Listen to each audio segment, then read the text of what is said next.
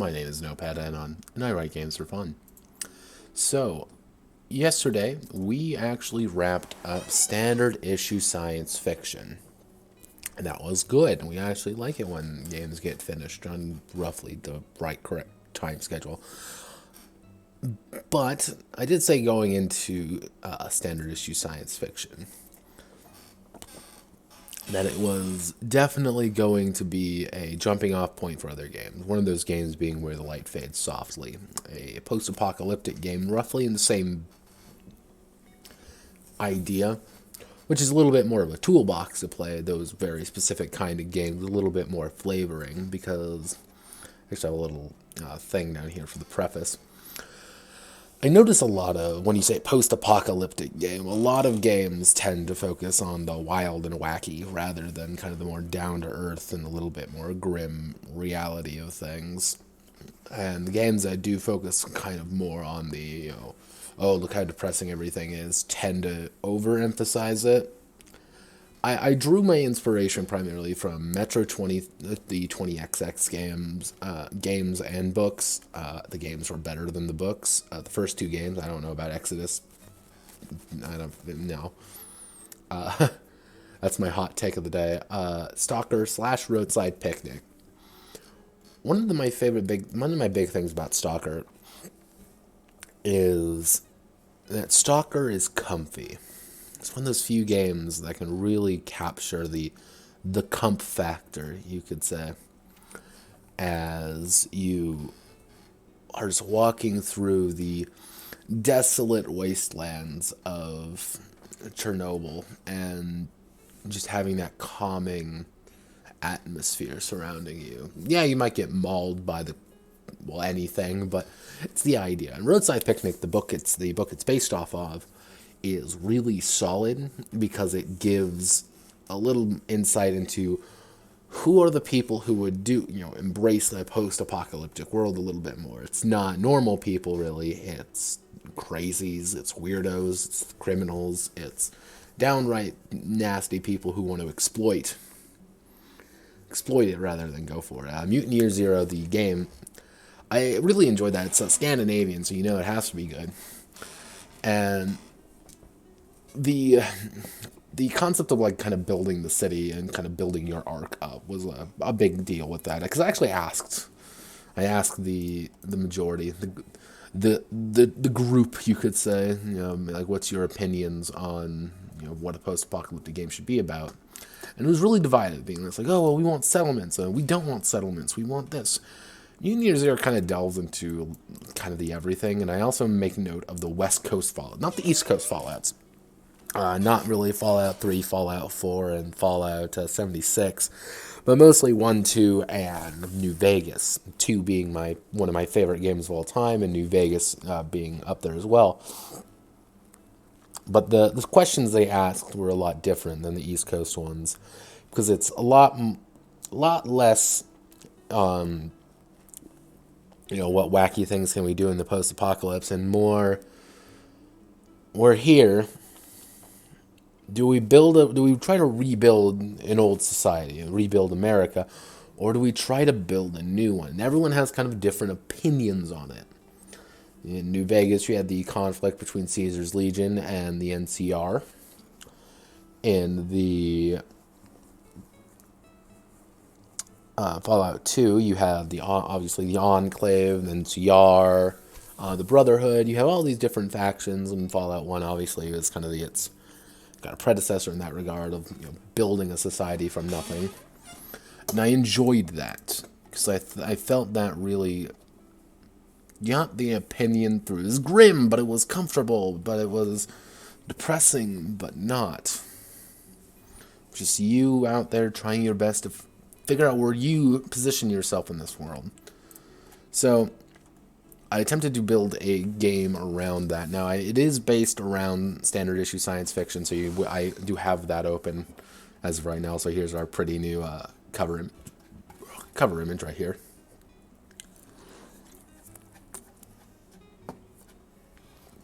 And there will be a lot of times where I just Control-C, Control-V, like now.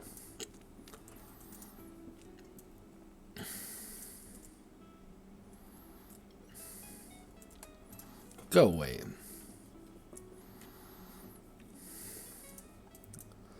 Actually, I gotta double check to make sure my archivo.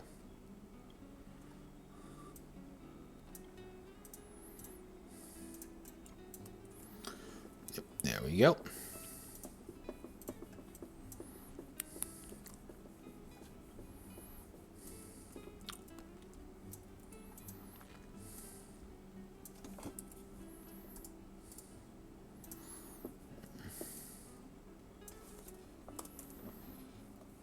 Actually, let me just...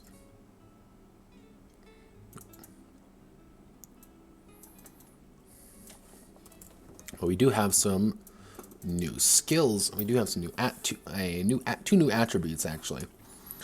We traded out reflex. Actually, no, we kept reflexes in, but we traded out bravado for nerves and senses.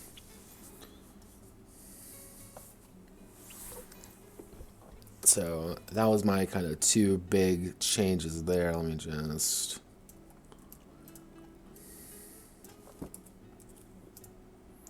paste without formatting. Control-Shift-8.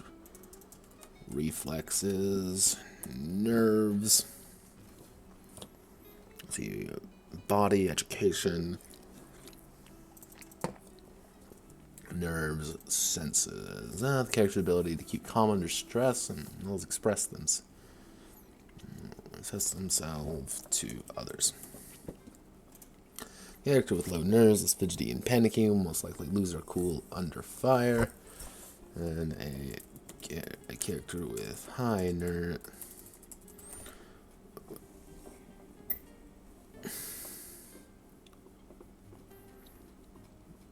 Actually, no, I need to put that.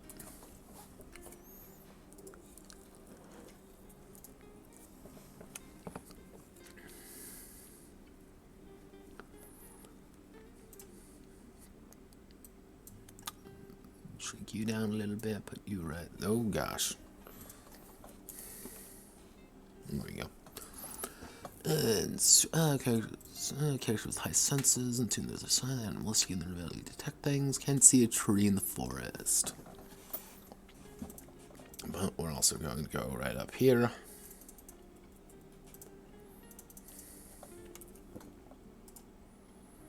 Post without formatting.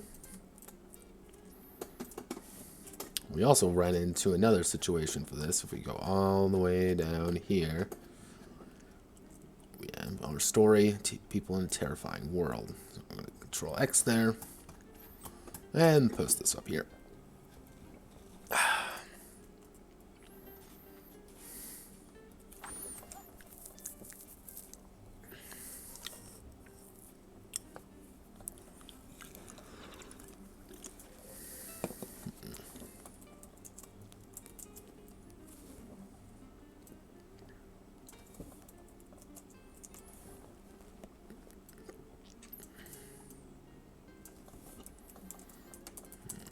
Times 4. Stamina bod times 4. So akin to standard issue science fiction, the idea behind... Let me just...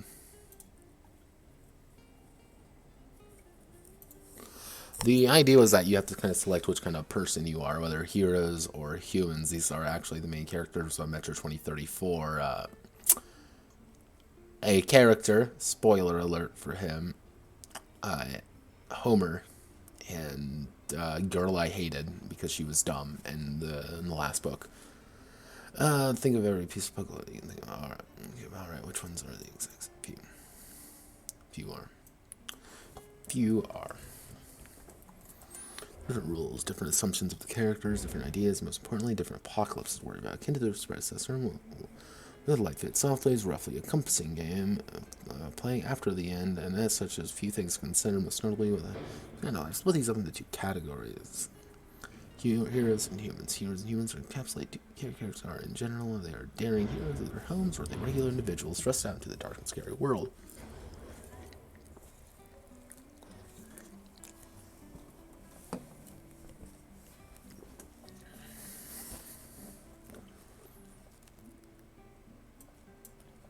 I'm going to bump these up by 2. Because you have more. Let's see. 1, 2, 3, 4, 5. Yeah, I think that works. Got a little bit more to work with. Physical condition and toughness. Reflexes, nerves.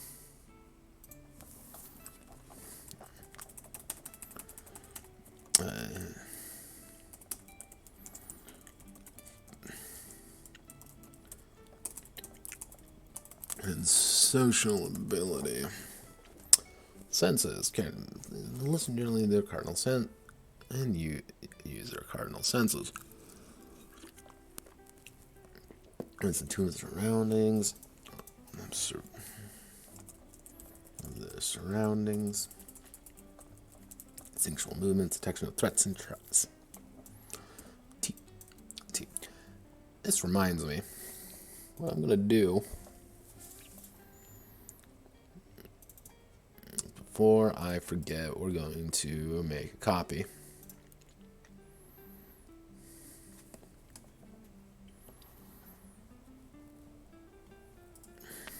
We're going to rename this. We're going to rename the copy base.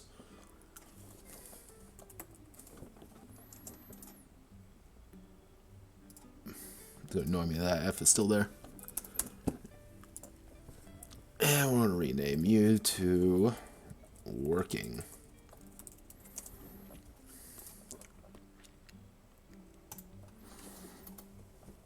There we are.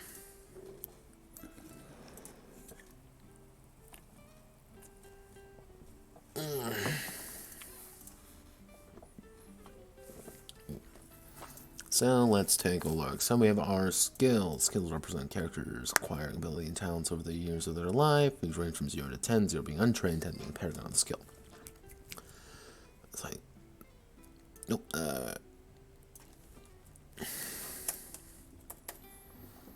We don't need that section. And if we scroll all the way here, and yeah, okay. We're good.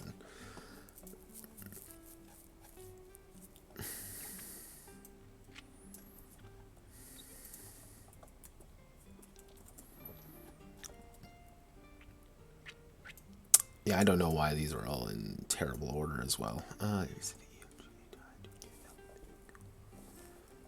B, C, D, E,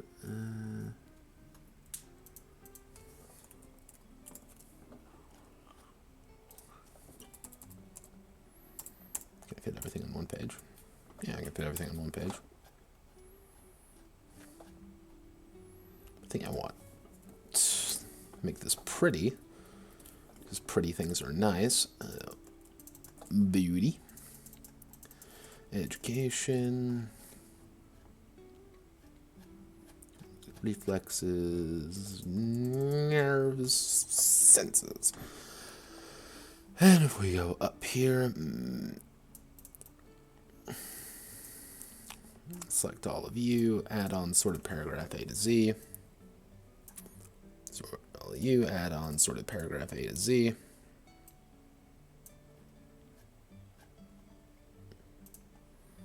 Add on sorted paragraph A to Z. I made a mistake.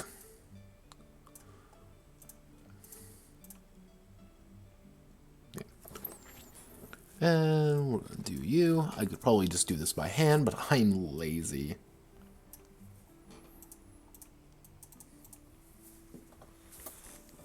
Okay. So let's take a look. Athletics, melee, outdoorsman, pretty average. Do we have any additional skills from here? Oh, yeah, I should add throwing.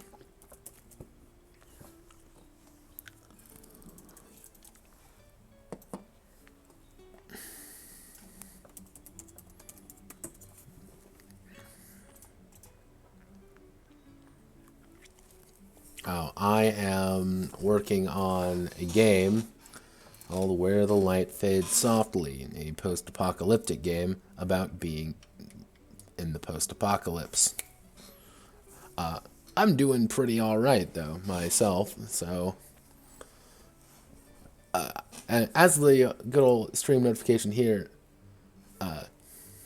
says, my setup's a bit jank, so if I don't respond right away, I apologize. But it's been quiet today. Anything fun and exciting in your neck of the woods?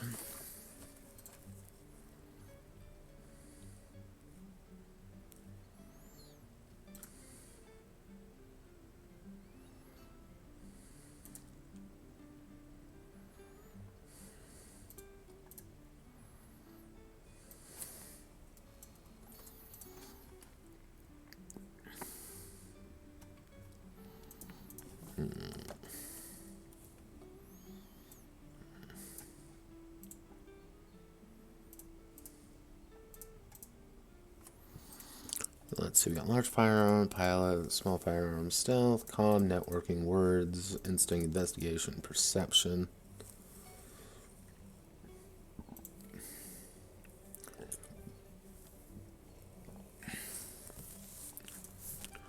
Good.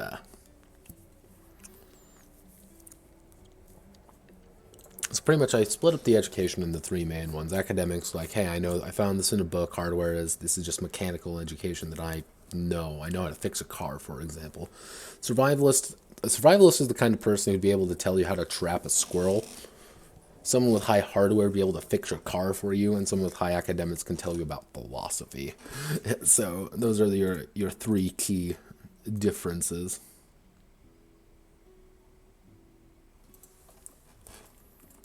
Yeah.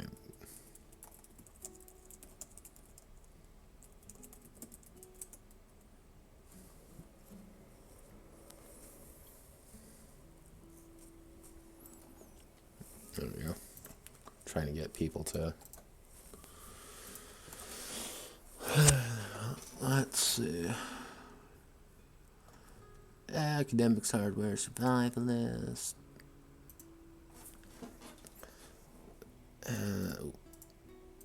Character's ability to keep themselves relaxed and not suffer from mental stress. Character's skill of knowing the right people or where to find them. Ability to convince, deceive, bargain.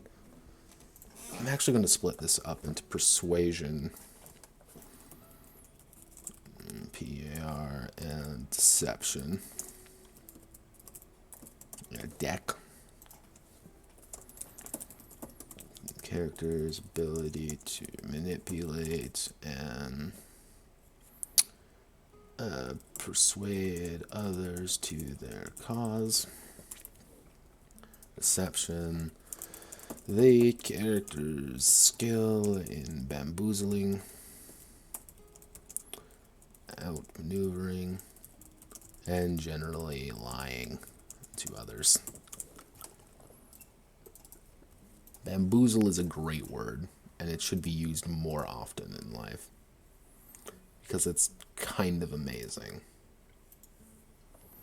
Just checking Discordioso.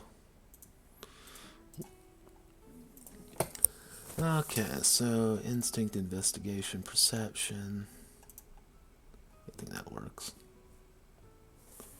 Wait, yeah, your perception and persuasion are the same thing. PSA. That works. So actually, let's see how many skills we have. We have 1, 2, 3, 4, 5, 6, 7, 8, 9, 10, 11, 12, 13, 14, 15, 16, 17, 18. We have 18 skills, and roughly speaking, we have about 25 skill points for that. So that's 1 across the board. Yeah, you can get about 1 across the board, but you're a little bit more focused. Wait, so you're encouraged to focus a little bit more. That's good. Inevitably, characters will get injured, maimed, and worse. This occurs when a character starts to lose health. Health is tied to limbs. The attack strike against when a character is struck by blind fire or is being mauled. They assign damage wherever they would like. However, if a character is struck by a dedicated shot or by a called shot or attack, they must reduce that location's health. With 2 limbs, the torso, the head reduces 0. We're going back to another game entirely. Yeah. We're going to take a look at Hearts of Darkness, the updated version, because we worked with a limb-based combat system there. So we're going to go scroll down. Where are you? Blood, Death, and Carnage. No, Health and Living. There we are. Clickety click click. Oh, it looks like we actually have someone for some reason in this. So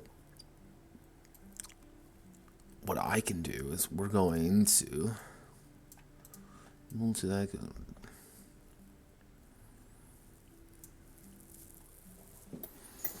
So what we're going to do is copy paste you right here.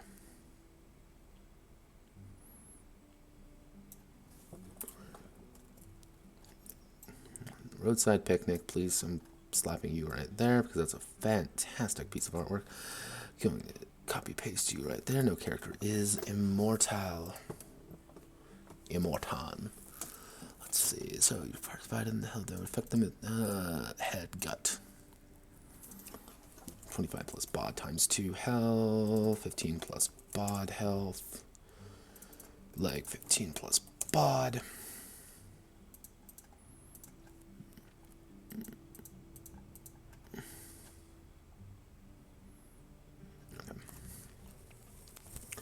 Is just crippled, they receive an adrenaline burst.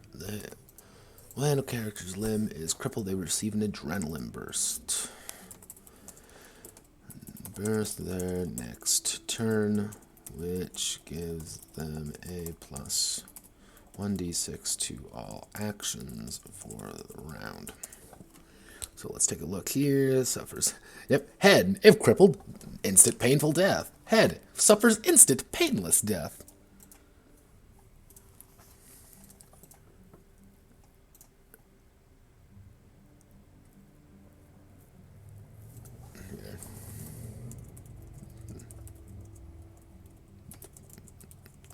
Discord if you want. So, let's see, you have your gut, bot 25 bot 2, crippled, character -5 to all actions, all remaining will take 1d10 damage, character dies painfully. Arms, if crippled, the character's armor is rendered useless, they drop whatever they are holding in the arm, in their hand. If a character is using two-handed weapons, they maintain hold, but cannot use it. In bot turns.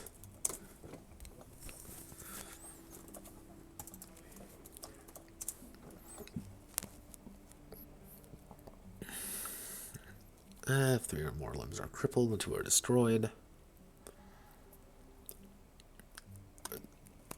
Okay.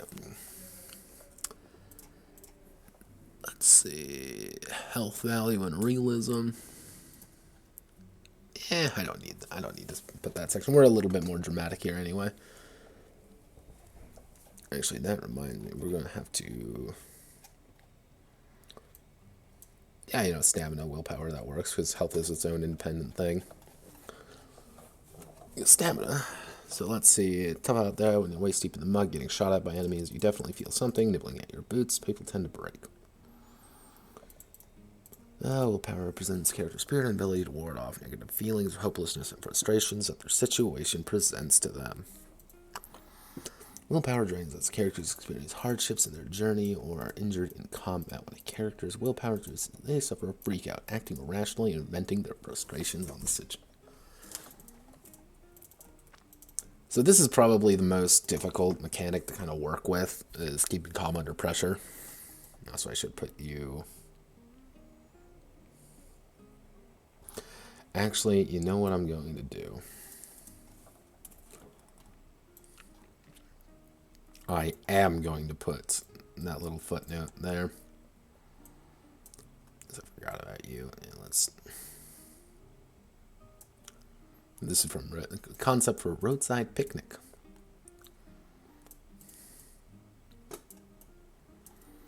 We'll slap you right there. Where are the light fade softly. It's not supposed to be a fully realistic game. If it's dramatic worse, it's a dramatic story at its core, meaning the characters are a little hardier than most. If you would like to add a bit more realism to the result values by 10. That does mean if you get shot in the head with just about anything, you're going to die. Painfully. And dying is bad. Pro tip. So, we have this right here. Let's scroll down. Keeping calm under pressure. Under pressure.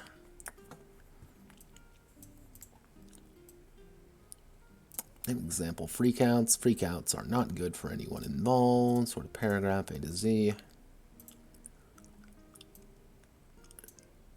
Running away from the situation as fast as physically abandoning the goods, slamming a bottle in the skull of an antagonizer in a dive bar, unloading an entire magazine into an already dead end.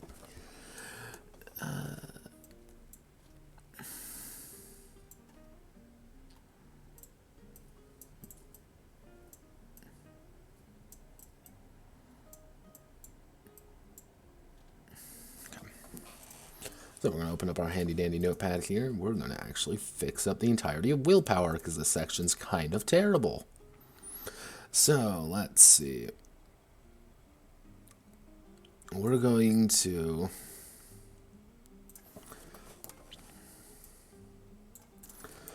So we're going to have to make a list of willpower reductions. Minor setbacks. Minor setbacks, tree and road, map is wrong, etc. And you're going to suffer negative 1d6 willpower. Major setbacks,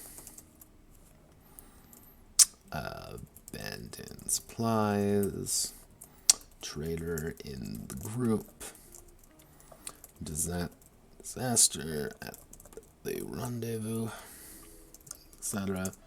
You're going to be dealing with 2d6 willpower. Negative 2d6 willpower, which is bad, which is even worse.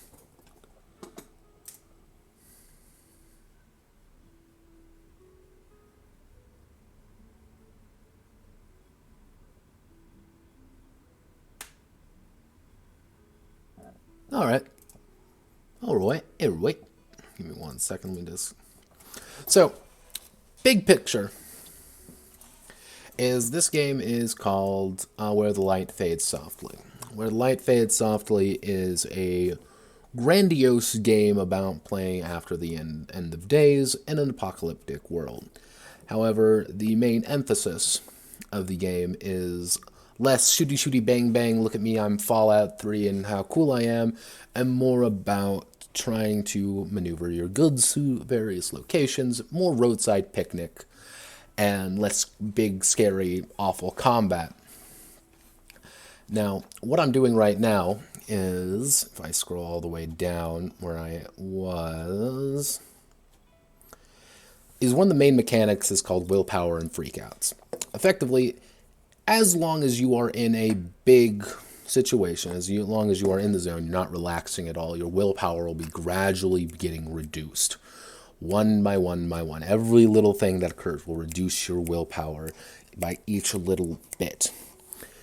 Good news is that it's easy to restore your willpower by suffering a freakout and doing something atrocious. On the bad side, the problem child, is that you're going to be doing something irrational. What I'm doing right now, in this section in particular, is I'm trying to get an actual list of things to occur, what happens, how you reduce your willpower effectively, because I don't actually have that in this current setup I have. And I think I left this primarily up to the game master being that's like, hey, reduce it when you feel like it, and aggressive jazz hand motions, which obviously doesn't work very well. Pro tip. So that's what I'm doing right now, and trying to get the exact things. My broad assumption is going to be minor setbacks, major setbacks. It's going to be crippled arms, or this crippling limb is going to be a think I just might make that a solid. Actually, let's make it a 2d6 willpower. Negative 2d6 willpower. Destroyed limb. It's going to be a negative 4d6 willpower. You may be wondering why I'm using d6s exclusively, because the system is based around d6s. I wouldn't say entirely, but an outline for like what I'm doing right now. Oh no, I'm seeing nerd herd here of like outline of like what my game plan is. For this one in particular, no, I don't actually have an outline for it. I usually do. However, this game in particular is based off a game I already completed. Like, a lot of the mechanics are one for one in a lot of cases. So I just have to kind of transfer what I did for standard issue science fiction into Where the Light Fades Softly, while adding in some more fun mechanics. But if we go back to Project Folder Dies, Where the Light Fades Softly, is this my prelim document? Yeah, this is my prelim document, actually, for the game in general. I have these for just about every game. And as you see, the prelim document was effectively me just copy-pasting things I wanted from standard issue science fiction. And, taking out parts I did. Stripping down the guns, guts, and blaster rifles. Ha ha ha, look at me, I'm super cool and doing awesome things. To a lot more reserved, a lot more slow and steadily. And it kind of just developed from there. This one's actually unique, because I almost wrote this entire game when I was still working for a company. We had just had a lot of downtime during the time, so I would just have this opportunity just to write on my work computer all the time, so I just did. I just wrote a lot, and I got a majority of the game kind of done. Do I actually still have the... let's see. I sort of still have it. Oh, wow. Yeah, this is an old one. I still kind of have it. I'll have you all know, by the way, my entire setup's jank as fuck. So...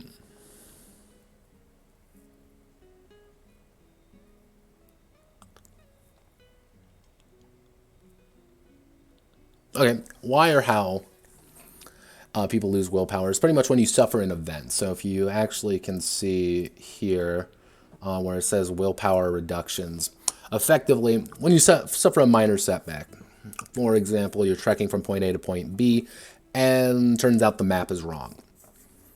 It's going to take longer than you predicted. It's going to do something wrong. This is more of the game master stuff, these first two.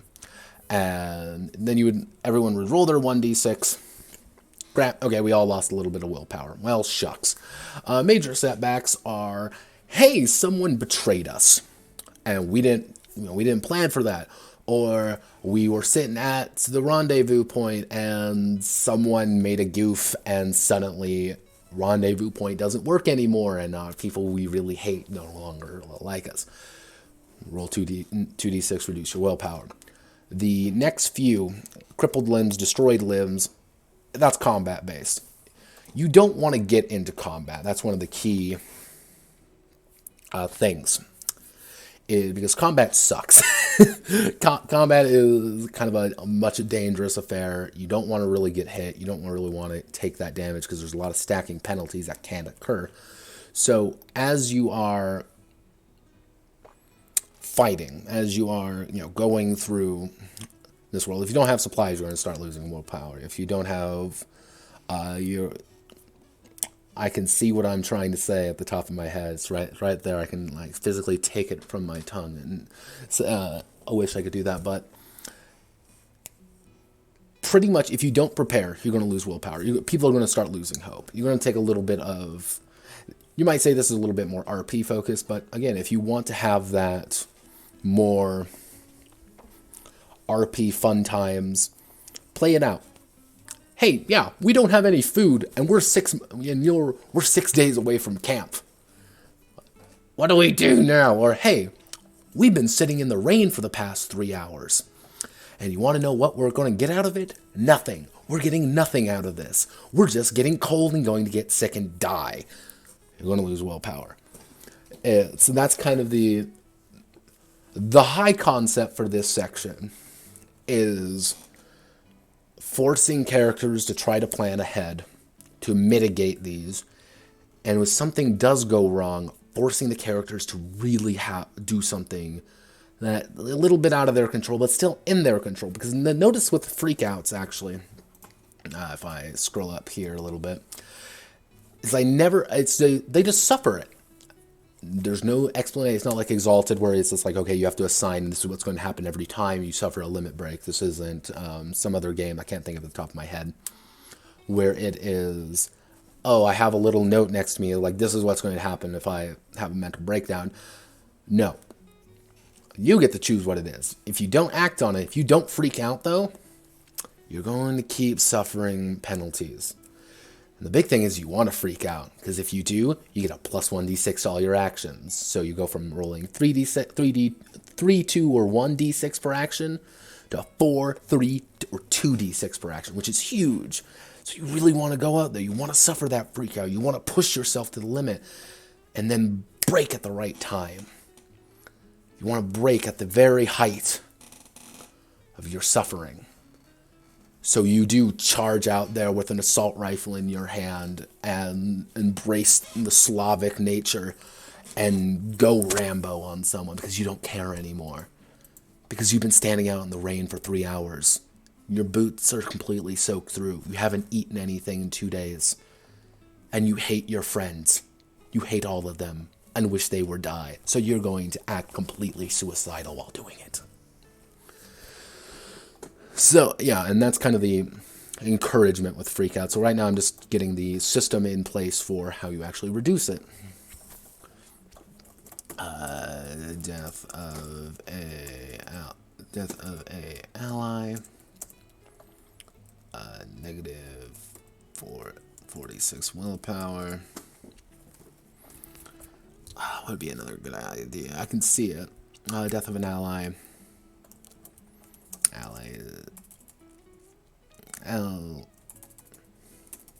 Yeah, actually, I'll just use these 5, but put a side note in.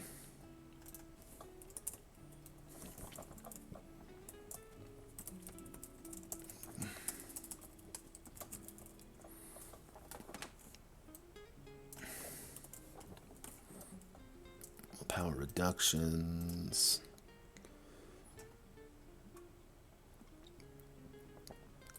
So what I can do is I'm going to do that. And I'm going to scoot you down a little bit. Scoot you up. There we go. And the thing is, you can try to resist going into, freaking out effectively by doing that. I believed it was necessary. If you roll a Nerve plus Comm check, stacking Nerve plus Comm starts at easy, go to average, go to hard, and that's at the very top of the book. You can resist it. You can hold off on it and wait for it, but inevitably you're going to break. And when you freak out, you gotta vent it. And trust me. When you vent it, you may want to tackle your friend to the ground and beat the shit out of him.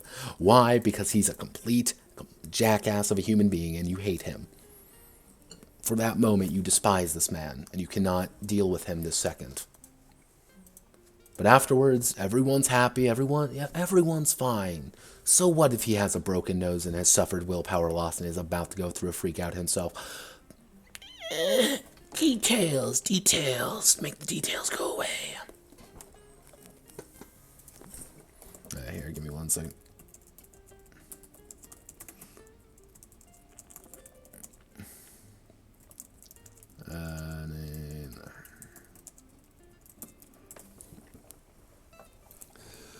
So we want to write a side note.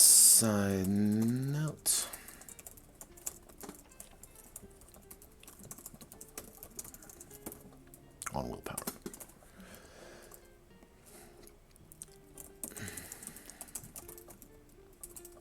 Yeah, actually, that reminds me.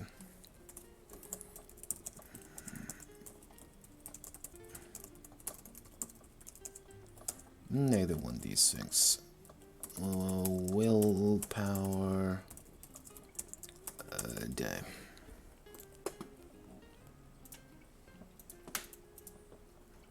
Oh, that reminds me of another one. Abandoning supply. Abandoning gear, -2 for each. -2 willpower for each piece of gear.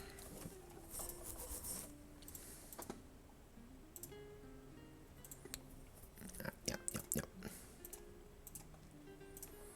Have the characters continuously suffer.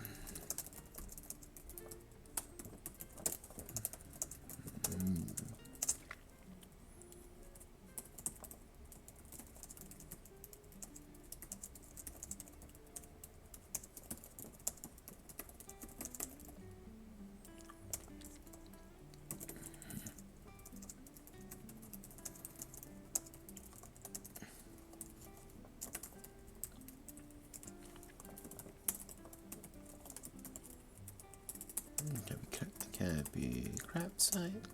-1d6 will punish them. Punish them for being imprudent and not planning ahead. Those that plan ahead get ahead.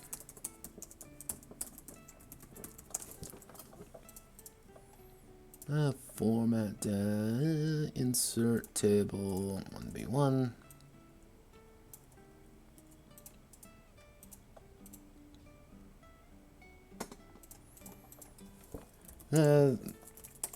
Have the characters. Why do I keep putting characters? Continuously suffer. There we are. Example friend, then we go into example freakouts. Perfect. And then we scroll down. Sounds of chaos.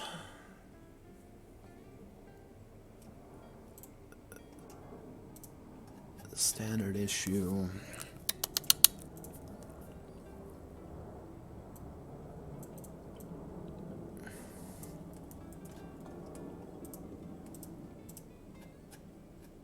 We actually have a pretty simplified version of what we used up above, but let me actually see. So we're going to paste you there.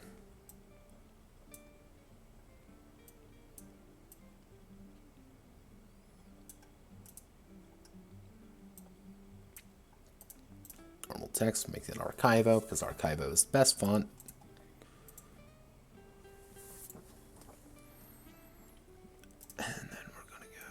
Here, Control-C.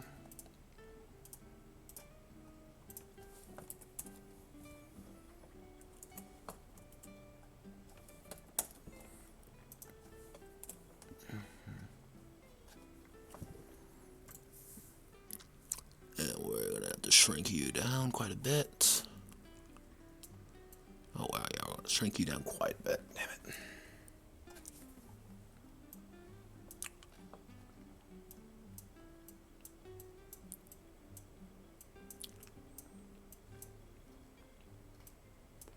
So effectively speaking, actually I'm going to have to move this picture away for right now. Nope. Putting you right there. Wasteland Gold. We're going to have to make a new page for you.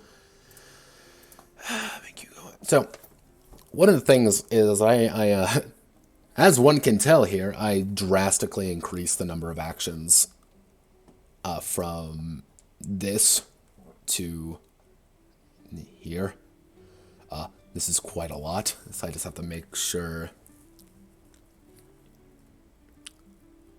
Okay, I got it.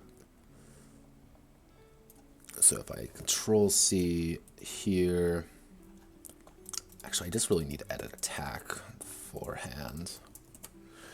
Attack a character rolls against.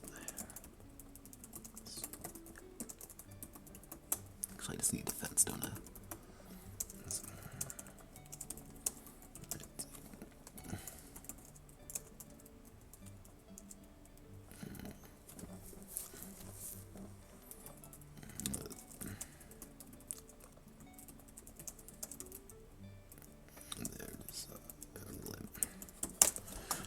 we go. And we're going to paste you right here. Also gets to mean we get to select everything here. Beautiful. Let's get to channel my inner melon a little bit here and embrace the world of guns.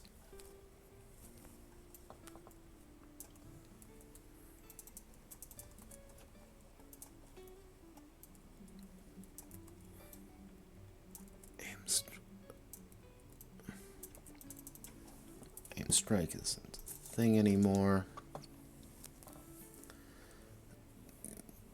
Like with their targets melee range.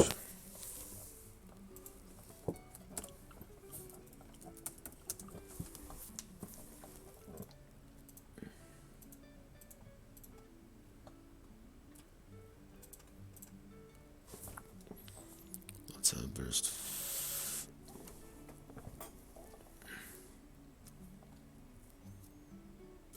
Do I actually have an aimed attack? No, I don't, so I should add that in.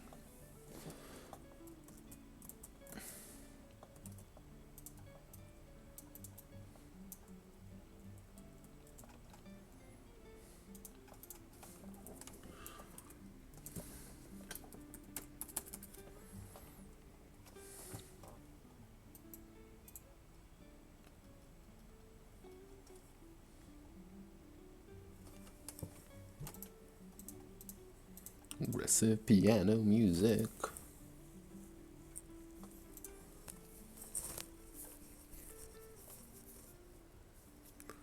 So let's see, what are we working with here? Remember, aim, strike, hunker down, defend. Slap a picture right there.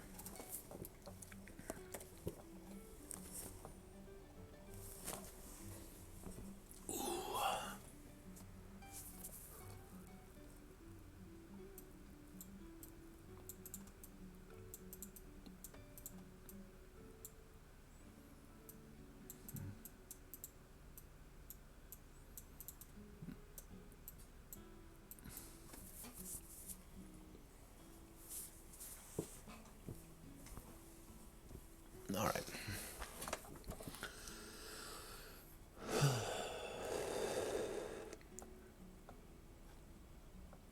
Actually, gaining a bonus to hit. Okay.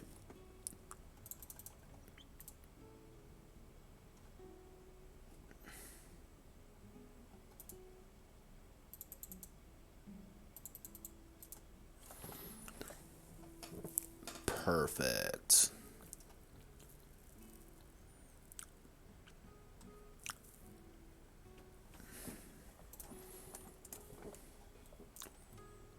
And that means we have to go here, and we're going to select the entirety of space distance. And Control C. Control V. I already have cover. No, I don't have any cover in here. Why don't I have cover? Seems like a pretty important thing to put in.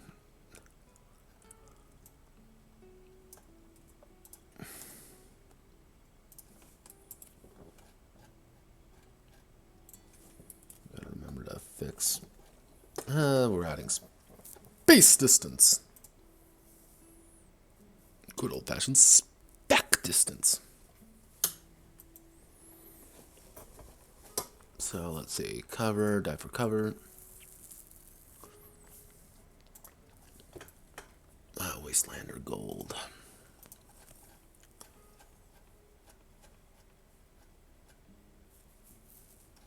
All right, now we get now we're cooking with gasoline. So your stuff is your life. Your things are what keeps you up and right instead. Okay, we got to rewrite this section.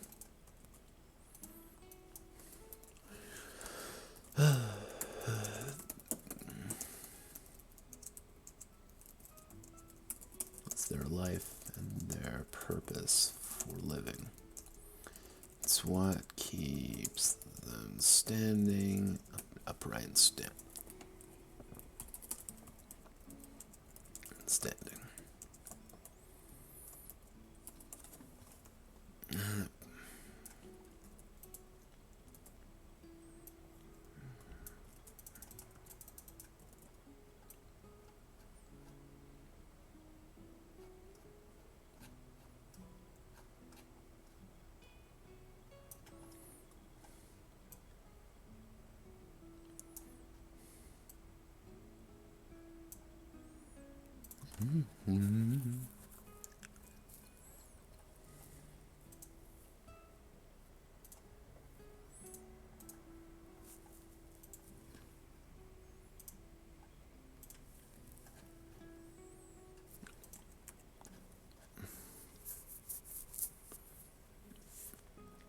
Base load equipment there. Bond +2. Using packs and traveling gear allows character to carry more goods and equipment through their adventures in the waste. The more loot the character possesses, the slower they are to operate. All equipped weapons and the overall loot of the character, but keep backups and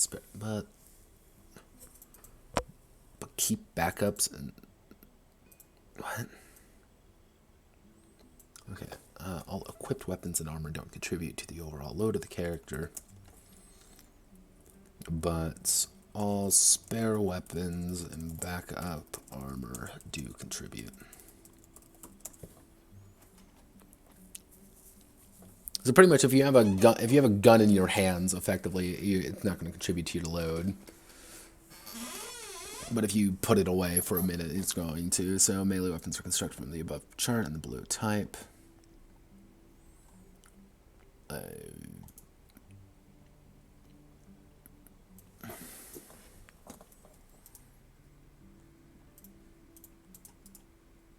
So column to the right.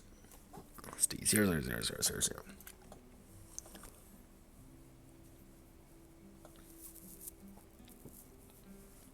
Great. Two-handed, weight +2, scrappy +1. Actually, I should just make that a 0.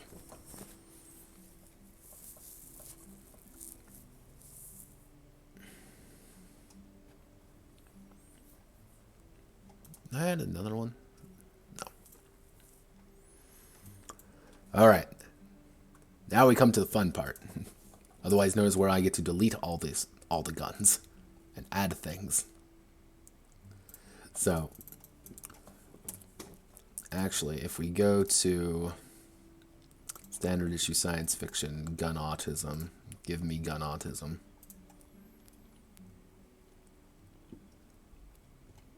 So, first off, we need to make you go away.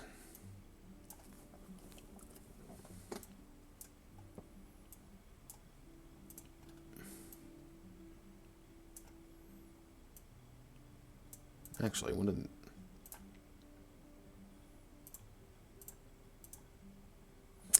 You know what? You know what would probably be a better idea if we go to. Where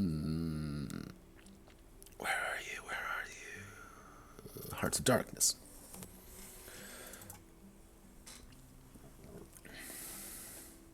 And I said a while ago, like all these games feed into each other, you could say, each one becoming more and more kind of based on the other.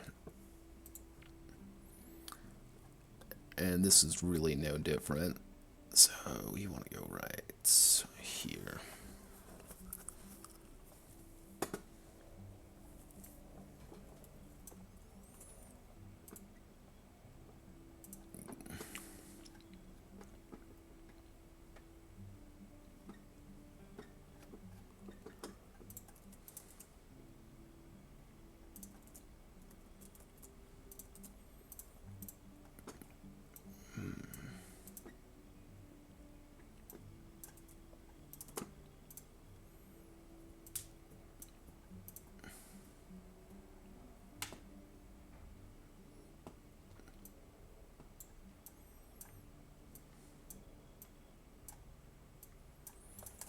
This means we also have to add in the handy-dandy weight modifier.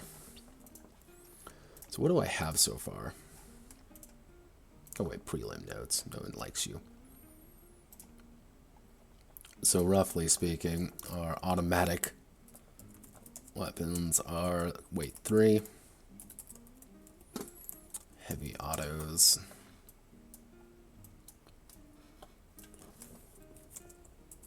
Six, heavy rifle, 3, light automatic.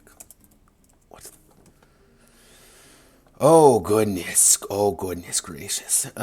Shotgun. Yeah, you get to see, Notepad did not think this through very well. Automatic shotgun. 5. Handgun. I guess it's going to be 1 and 1. Yep, I'm a genius.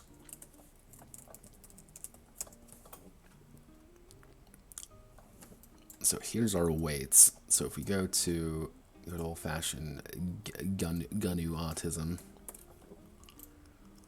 So roughly speaking, we're looking at 3, 4...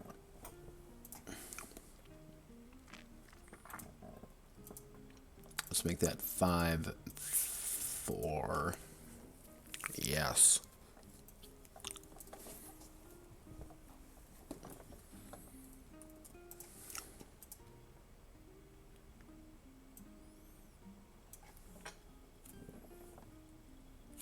Actually, what does the kick do? Let me remember what kick does. Okay, that's what kick does.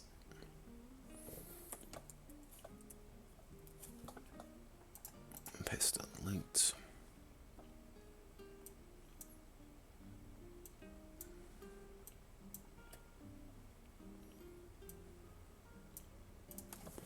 All of you are going to have the kick. Actually, no, you're not going to have kick. You're going to have kick, though. You're going to have kick. And you will have kick.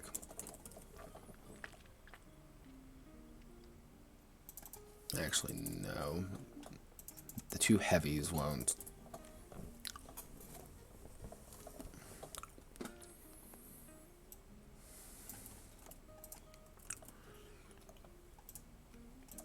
If we go here.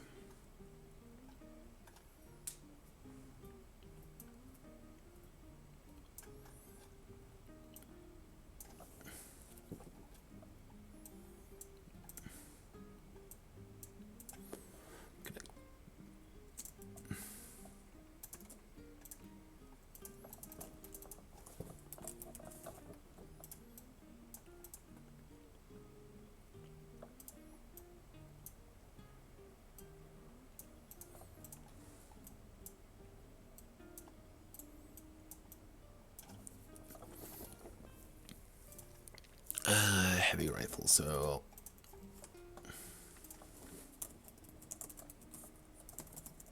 gotta be in sniper refill.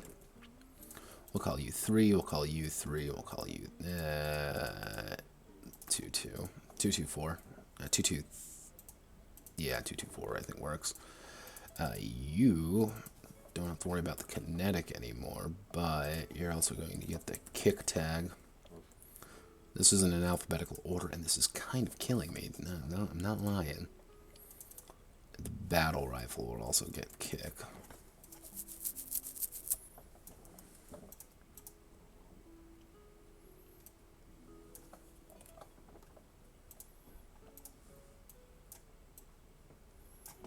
Control C, Control V.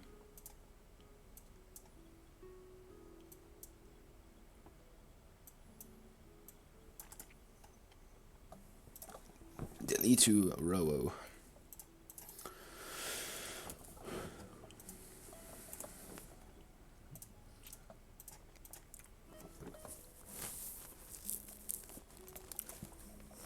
I need water.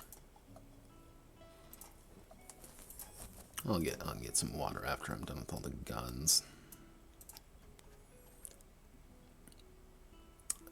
So we want all our handguns.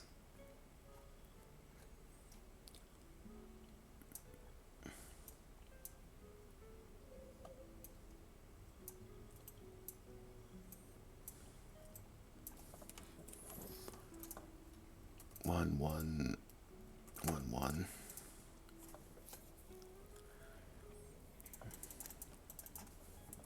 Auto pistol. Heavy handgun.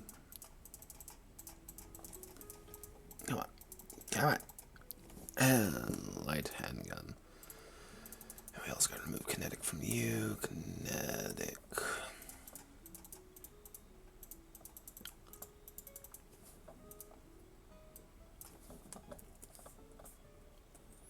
You also going to get the kick modifier.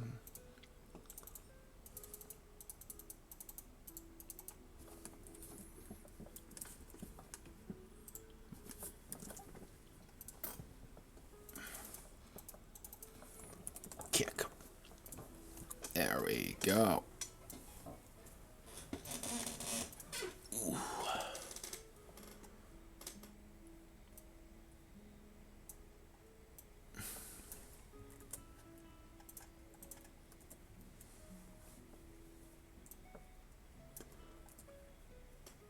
Oh, nope, nope, nope, no Patronics Rex. What am I doing? I'm clicking all the wrong buttons. We want to... Oh! So there we go.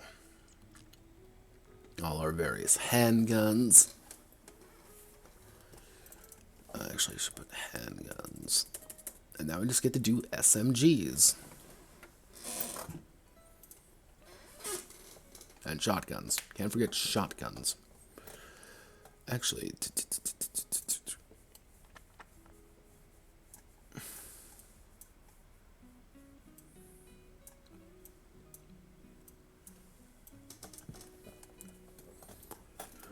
Let's take a look. Let's take a gander, shall we?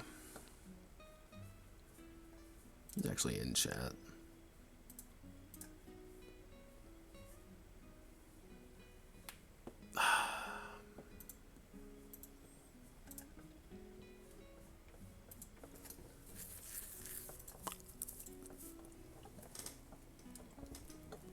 Shotgun, wait, how much are we looking for shotguns?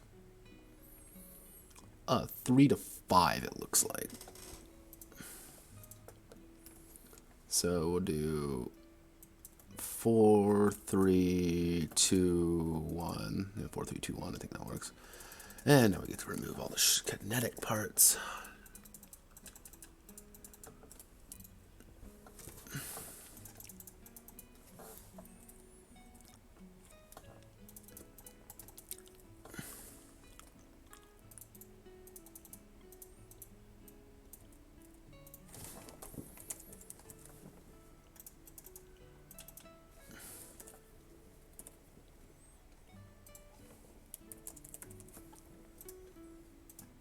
There we go. I don't... pump shotgun. No, I'm not going to give pump shotgun the kick attribute, because the idea of the kick attribute is to punish people from just overusing it. And the shotgun, since you're kind of holding it in two hands, you go boom, boom, boom. It's fairly easy. It's not like ridiculously easy, but you're that close with a shotgun. You should be already pretty alright. Oh gosh, yawning.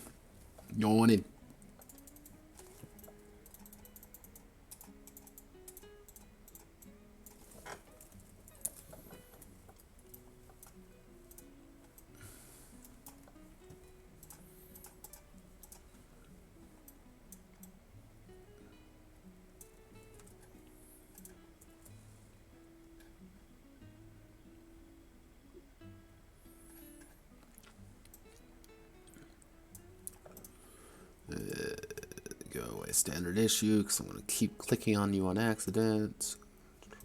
C.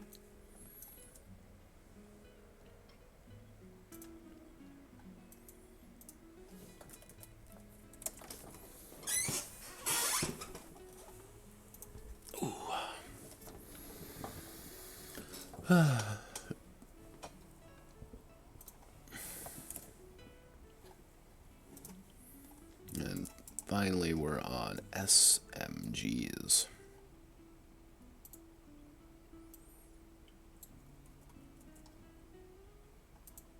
Did I already do SMGs? Don't think I did. No. Huh. Weird.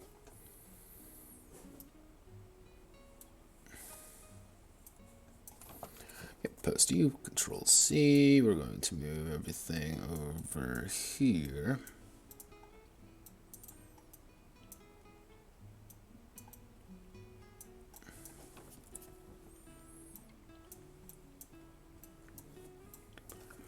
And then we're just going to delete all the tags.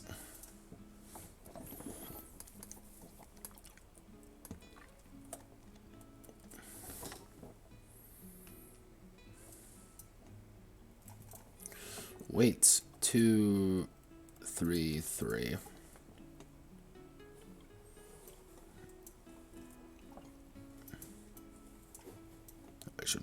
Can't forget tags, even though there are none for this kind of weapon. Why aren't there any tags for submachine guns?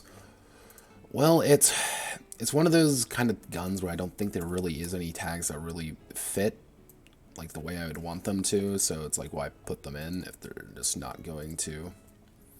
If they're not going to work the way I want them to, why put them in? And I should actually delete kinetic before I wrap this up.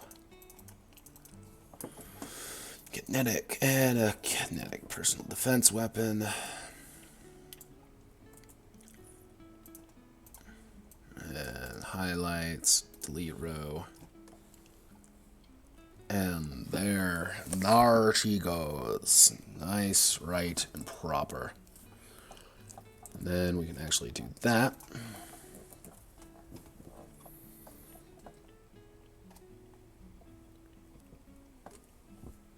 Yep, okay. So one of the key things is that you can add, these are the types of guns. Now, not every gun has a type, but every type of thing has to have a gun associated with it. So, for example, let's say I had my awesome P90 I've gotten over the years. This is my baby, and I love this thing, and I want to augment the shit out of it. So, if I were to say I have a quality P90, quality PDW, personal defense weapon, I get a +1 to hit, +1 d6 damage. Why am I doing this so much tonight? Oh, God. So I get a +1 to hit, +1 d6 damage, but don't add any weight. It's just a good gun. It's a solid gun. However, if it's a scrappy gun, that means it's a lot more common to get. However, it's -1 to hit, -1 d6 damage on top of everything, but it's a lot easier to get. Again, it's ubiquitous. And you also increase the weight, so it's not as valuable. However, customized, the idea being is that you can add something. Let's say I add some bits and bobs to it to increase my 2-hit bonus. Increase my 2-hit by 2. I would add 2 weight, but I'm putting some more things on it. For damage, let's say I want to add another d6 of damage. I'd add another weight. So by +2 to hit, +1 d6 damage, I'm adding +3 weight, which turns my awesome little P90 into something almost as bulky and annoying to pick up as a light machine gun. Because the weight isn't necessarily... I use the term weight, but units might be even a better idea. It's just like how easy it is to actually carry and have on you. If you strap a P90 with a bunch of attachments and bits and bobs on your back, it's going to take up a lot of room.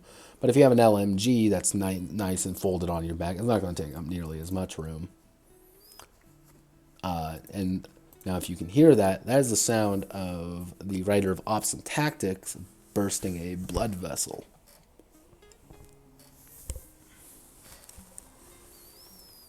So, let's take a look at tags.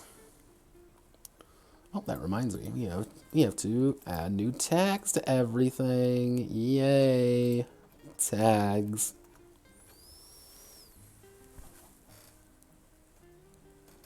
Actually, I should just add... Ugh.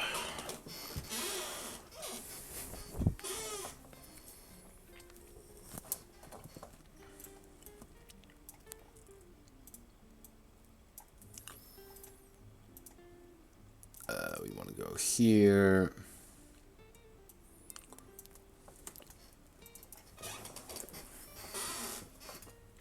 SMG.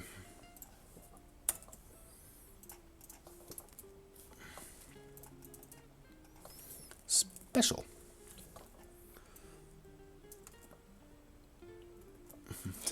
This is a special tool we'll need for later.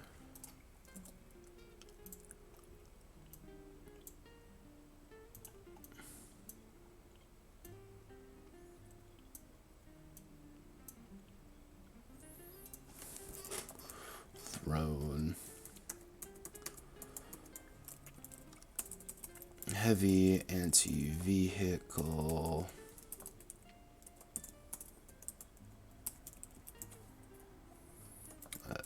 Trap. Anti-vehicle. Magazine capacity 1. Fire rate. Null. What actually I should say? 1. Mine. 1. Actually 0. Weight 1 rocket launcher. Weight 4. Yeah, actually, weight. We'll put weight 7. Now, mind you, the weight is that's just the gun. This isn't the ammo for the gun. That's an entire other thing. So to actually have like 1 rocket on this thing is, you'd have 2 shots of your rockets, 9 weight. That's quite a bit. Actually, what I should do is select everything here and then hit normal text. Select everything here, normal text. I'm going to do this in between in between things, because I'm not going to lose my goddamn mind. Weight, mines are 1, 8, 6 to hit the bonus, magazine capacity, weight 711, frag grenade, range, bod,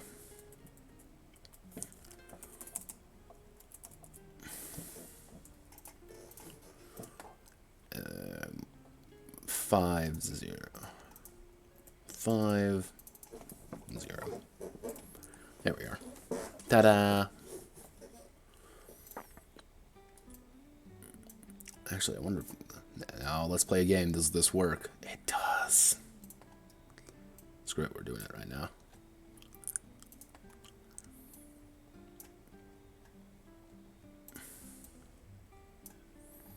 I chose the Archivo font because I don't know, I think it looks nicer. Go away, carbines. Go away, kinetics. No one likes you. I think it pops a little bit better than Arial, but I think Arial works better for the sci-fi one. I think it gives a little bit more of a cleaner look to it. That's just me, though. So, you want to scroll down. Actually, I think we're pretty done with Hearts of Darkness. So we're going to scroll down here.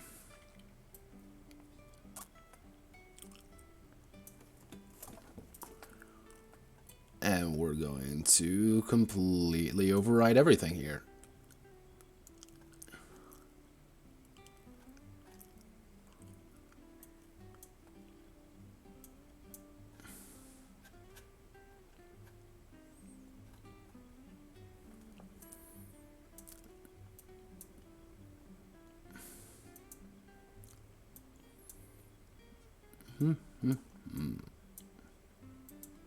Ho, ho, ho. Oh.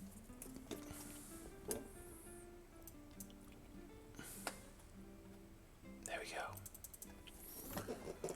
Kinetic. Kick.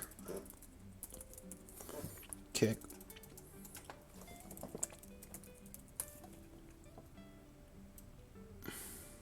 Double damage to a character with no armor at a location.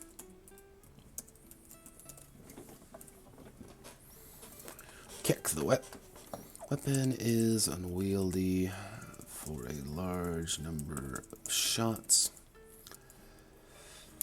Every subsequent attack with the weapon is at -4 to hit. Ooh, yeah, actually that works. That's good. EMP, obviously we don't have to worry about that.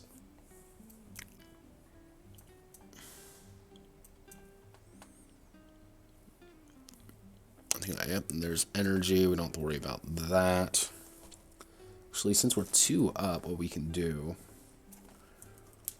Control X there, Control V there.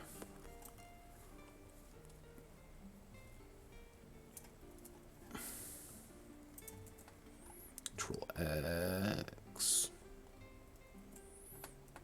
Actually, let's just take obvious. Put you right there, obvious. Select everything here. Control X. Control V.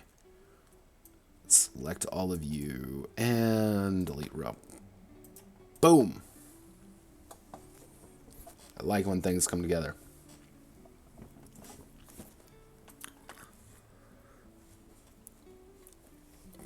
Tealable.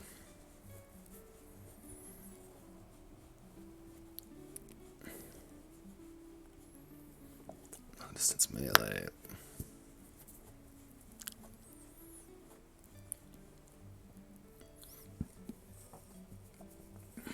Okay. Perfect. I think that covers weapons pretty handily. So let's take a look at armor. So armor is the only thing keeping the character from getting shredded. Shredded when a character dons armor is the only thing keeping them from getting shredded. When a character dons the armor type, the affected location's protected value. Values reduce the damage taken by the armor value of the armor to that location. The armor penalty is the initiative penalty the character takes when they enter combat or perform a maneuver.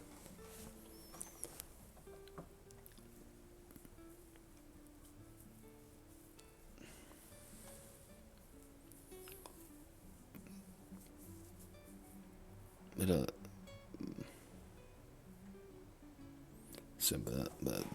they would also take 8 less damage of it. Matching heavy.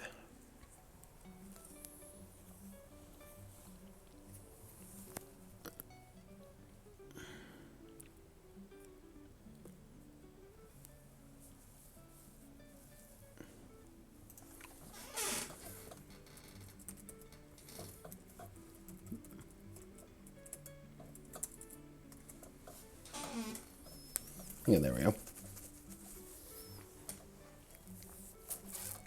So heavy armor is good if you actually want to have protection, obviously. It sounds like a pretty simple thing to understand, but... let's see, every traveler or explorer has gear essential to survival, whether it be packs, basic equipment, or simply good luck charms. Rucksack.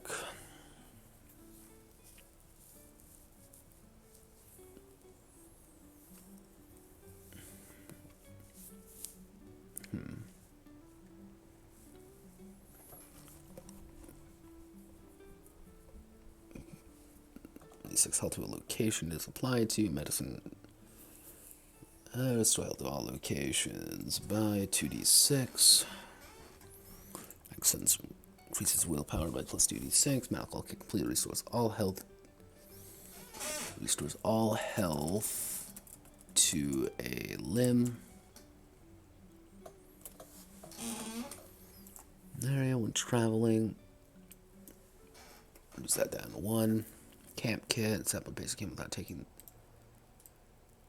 morale penalty during pat travel. 1 piece of food eaten during expeditions, or 1 of camp mix. Supplies. 1 piece of food stuff.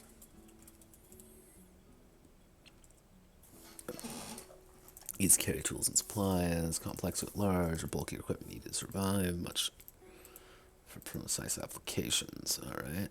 Small objects, medium objects, large objects, massive objects.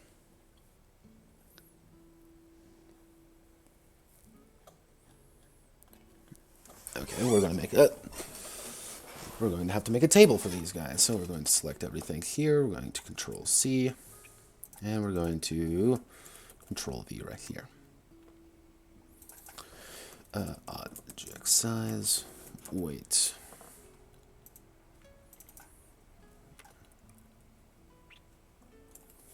That.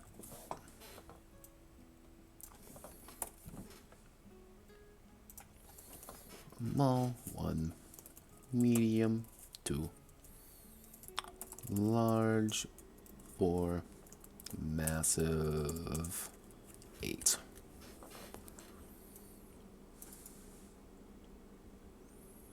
We want to... Where's the delete 6 rows button? Cool.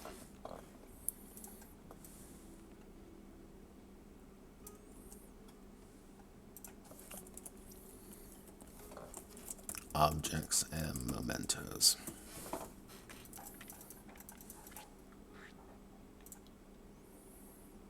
Now we want to do heading 2. Yeah, again.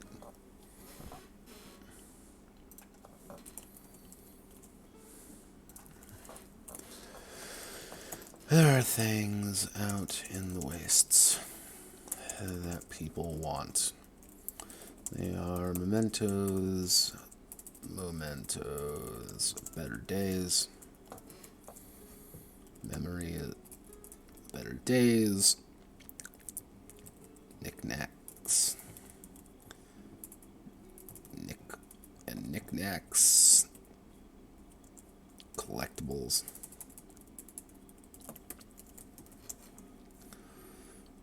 guns, equipment, and or simply a map. These objects bring hope to the colony and bring hope to the stronghold and allow the characters to advance gradually or profit.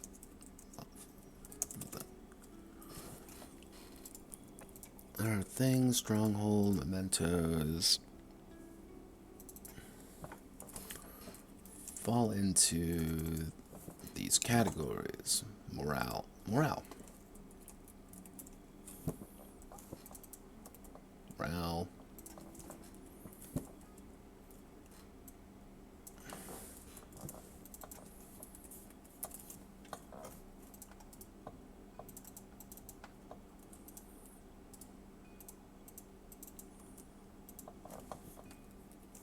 Food stuff.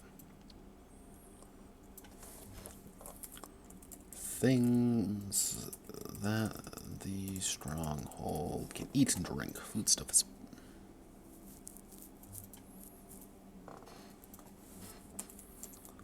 It's bringing home rad shrooms or seeds to a better future.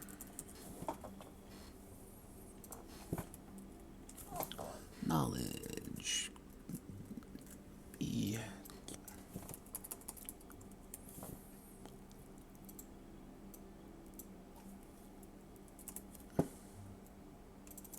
Hope. Objects that are long-term happiness. These are rare objects and sometimes are incredibly valuable to the people that said one. Hope to degrade slowly. Nope.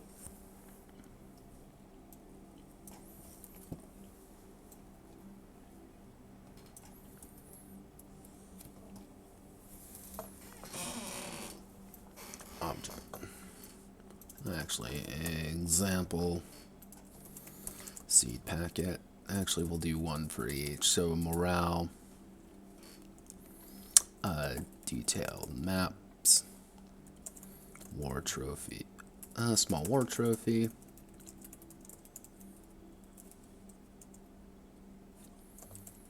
Small toy. Actually, let's see. Detailed maps. Handgun schematic. Weapon schematics.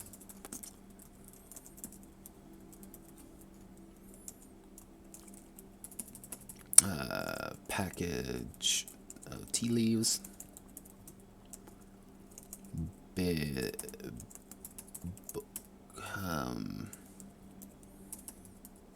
Let's see.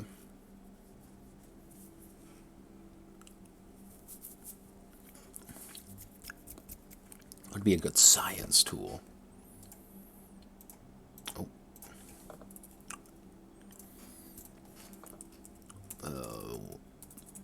Weather pattern data. Would be a small hope object. Oh, radio. Working radio. Medium. Large toys.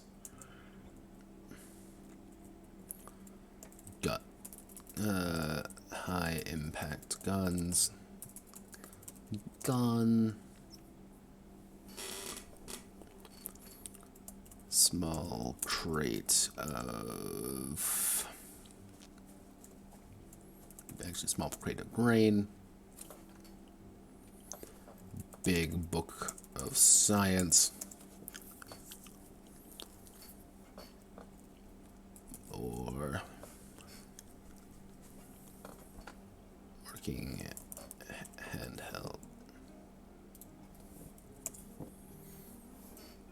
Or playwright scripts. Playwright scripts, or handheld radios.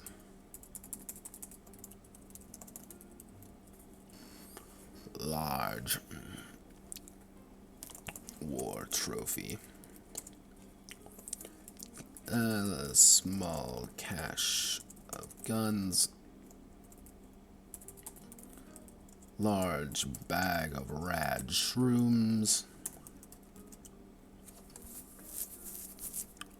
We already did the big book of science. What would be another good thingy-madoober for science? Science. Oh, large battery.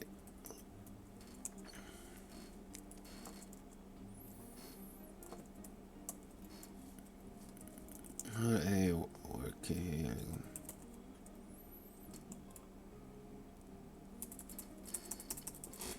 Or a. Would be a hope thing. Long-term happiness.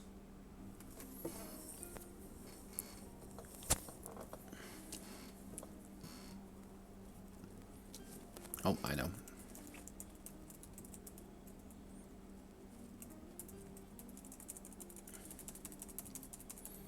Or a bounty's head.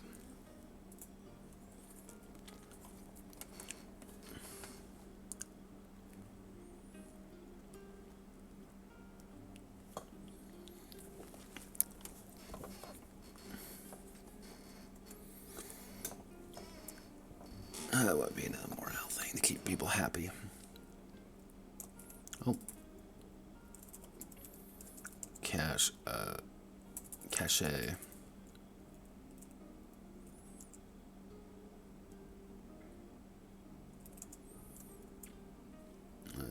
of book. Okay, cache of books. Not chash. Cache. Crate of rifles. Crate. What would be a good thing to chew on? Oh. Crate of meat.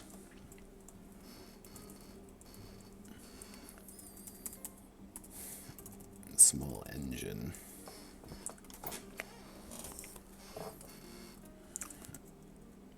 Or inessential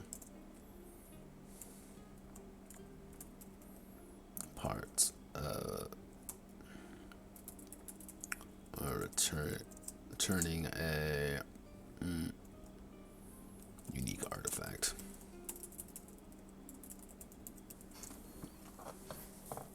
Define it. Yeah, now welcome to the Defining Your Pot Vehicles. Just use.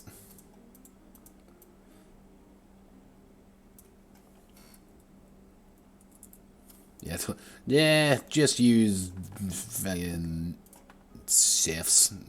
Before SIFs even had a decent vehicle system. And you know what that means, everyone? That means we get to go up here. Vehicles.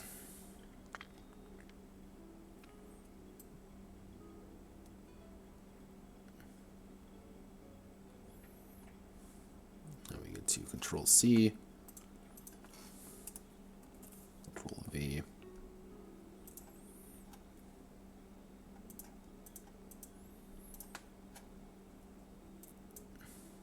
We can actually skip that part, and we're going to do full-size vehicles.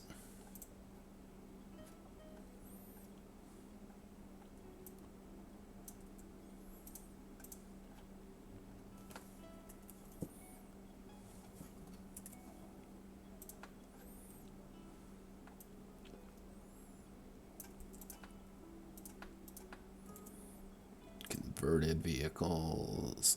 So for the war machines, I'm going to have to cut these down actually quite significantly. So these two, gone, gone, gone.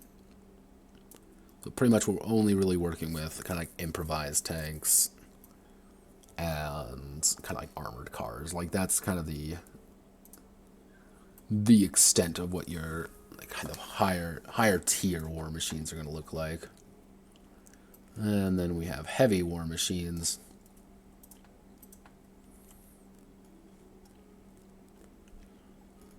So, nope. Nope. Nope. Nope. Nope. Actually, we have just like no heavy war machines.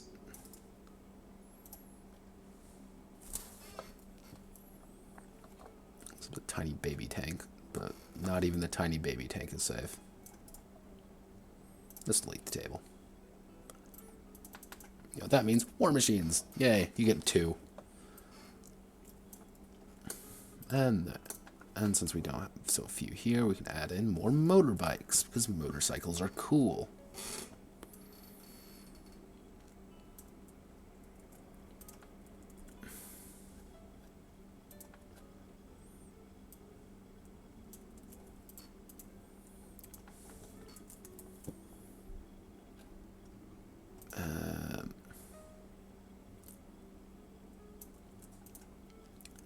So I'm going to put in aircraft, but you're both gone.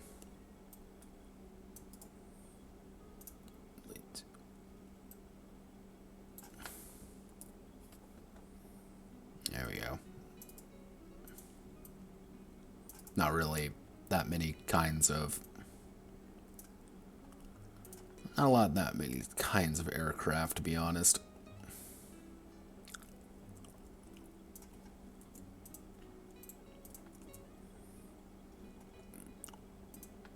You know what, let's put you all on the same page, because we're going to be deleting the bomber. We're going to be deleting all of our bombers. And just leaving the heavy fighters and delete 3 road. But that does remind me that I should totally add battle blimps back. And that means we got to do new aeronautic vehicles.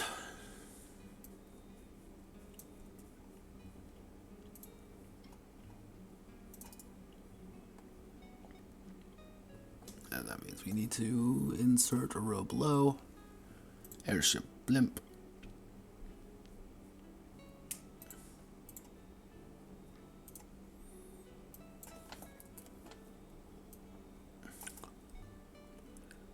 To delete you.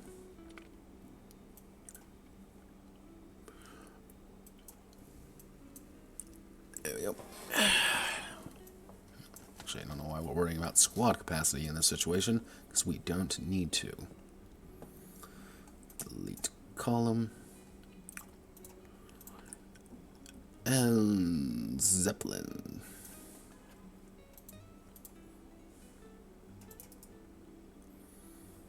Insert a row below. Based a battle Zeppelin. Battle Zeppelins. I think the world's instantly improved by adding battle Zeppelins to things. I don't know about you, but...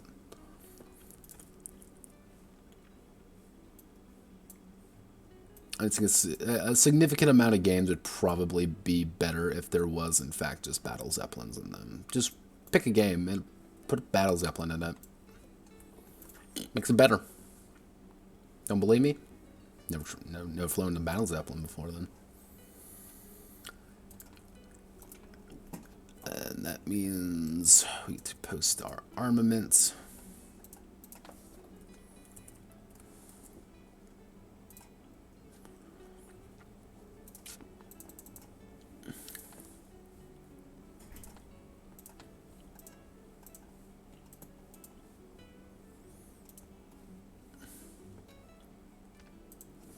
All right, so Let's see, mutations and deformities. Not every individual is a flawless hero, unblemished by the way, so there's a broken, miserable body. Mutations. Enhance, improves, grants character innate ability. Wings are being this. Oh, well, let me get above the theater location. Deformities are the opposite. They take away or hinder a character.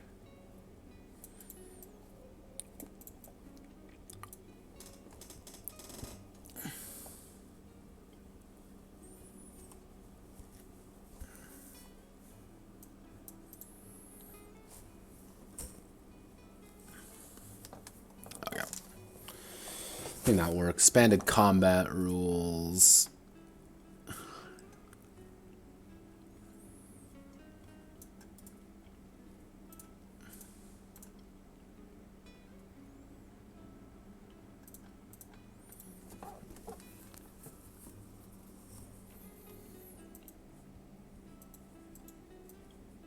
We already have the adrenaline spike thing in there.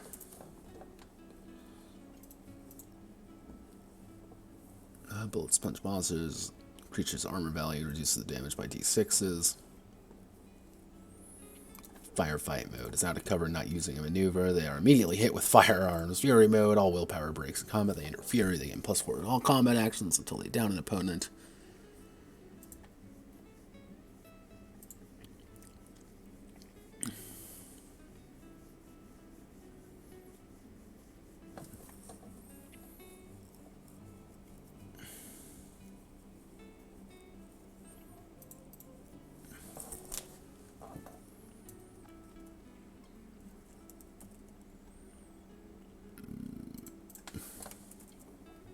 Divine intervention.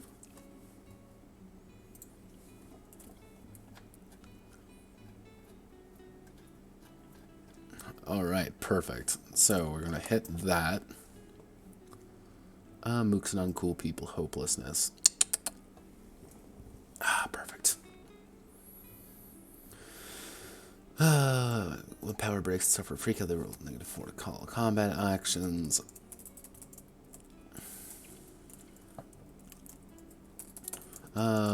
Nothing. Gorlocks. Or nothing but Gorlocks.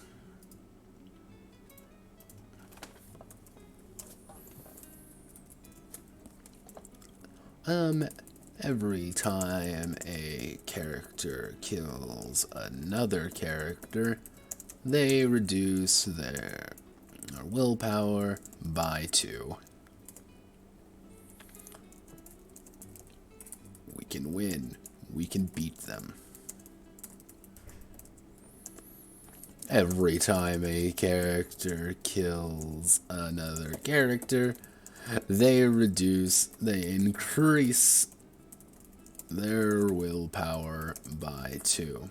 So, effectively what these are just bonus things you can add in to really make the game your own. And that's kind of my core philosophy with almost all of my games, is making the game your own. I don't want it to be his game or my game. I want it to be your game.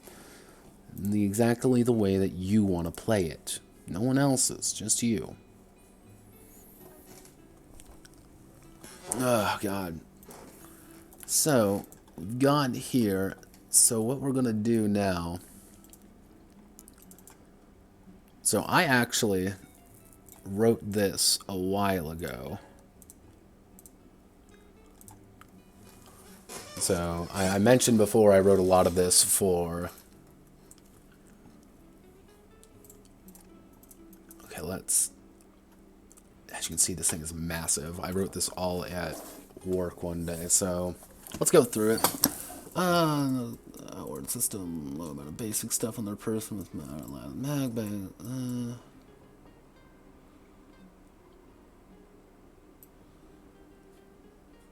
Okay, so we don't have to worry about that. Don't have to worry about that. Okay, 3 types of homes. Camps.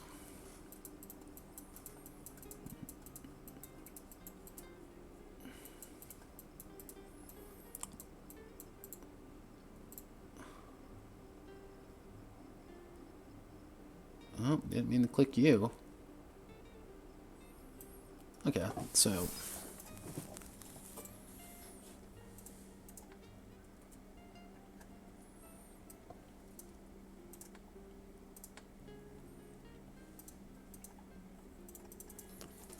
strongholds.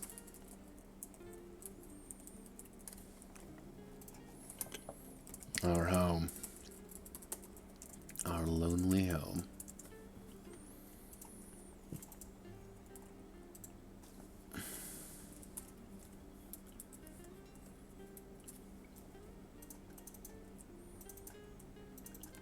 Outposts.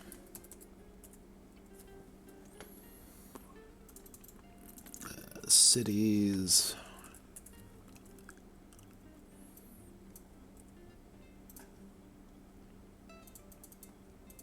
Three types of homes.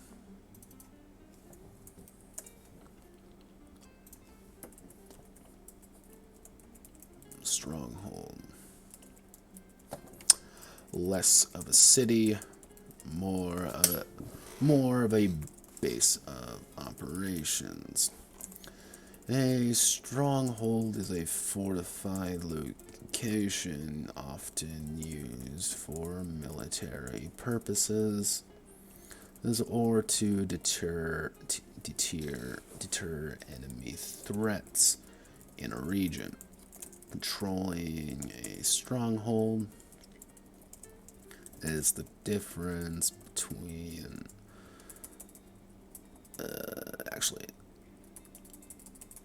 here threats in the region.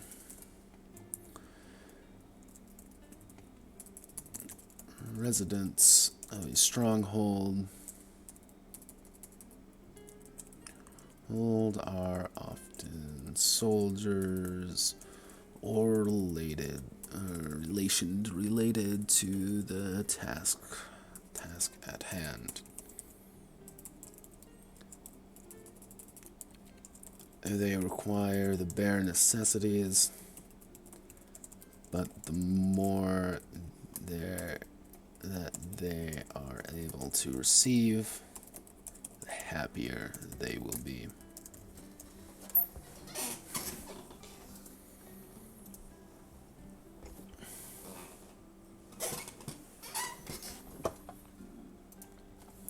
They produce nothing except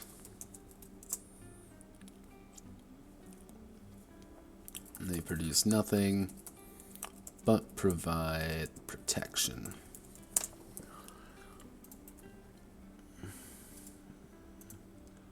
Factions inside. Part of each faction controls part of the city, or for better or worse, when the character delivers goods, they are distributed among the faction, mostly as 100%. Again, nothing to go hungry unless someone directly delivers to them. And alright. Alright.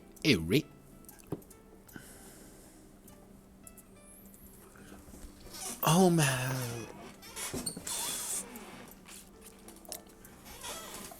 A home base has three main statistics outside 5 objects, this being people, wealth, and culture. People are pretty obvious. It's the number of people in the community. Wealth is how valuable to the community, allowing them to purchase some more things, build things. Culture is a grand unifier.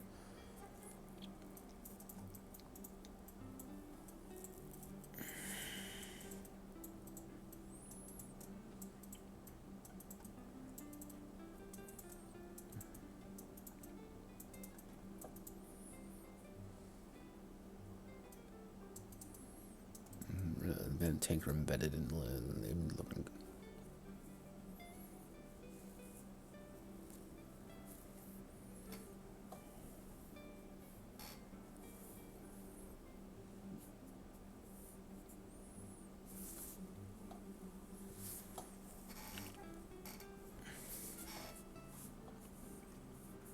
Okay.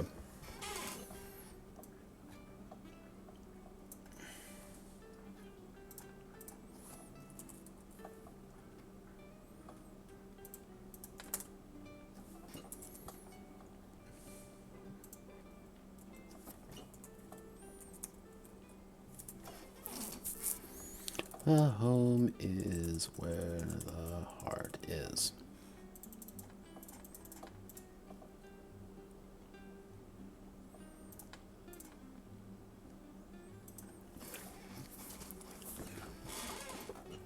The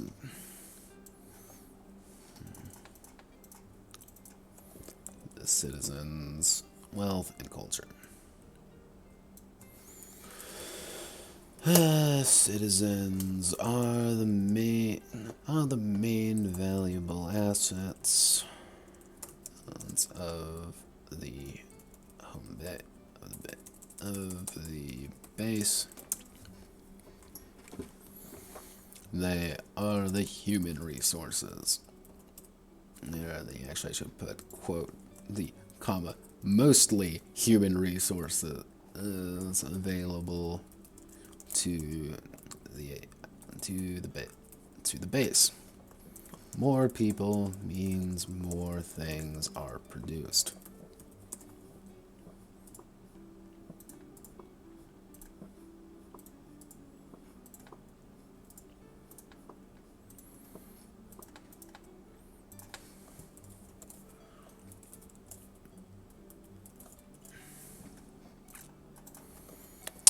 Strongholds. 1 person equal 50 people.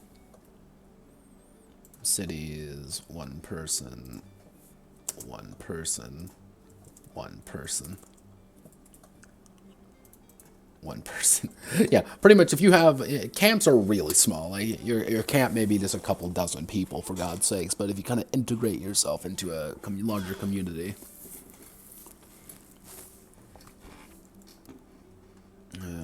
We'll actually call this prosperity.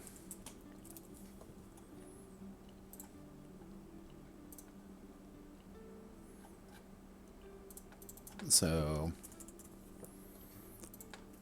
we want this section. We're going to post this one right up here. Prosperity is how valuable the community is. Allowing them to purchase more things and keep people content. Wealth can be spent at a 2-to-1 ratio to immediately get a resource. Actually,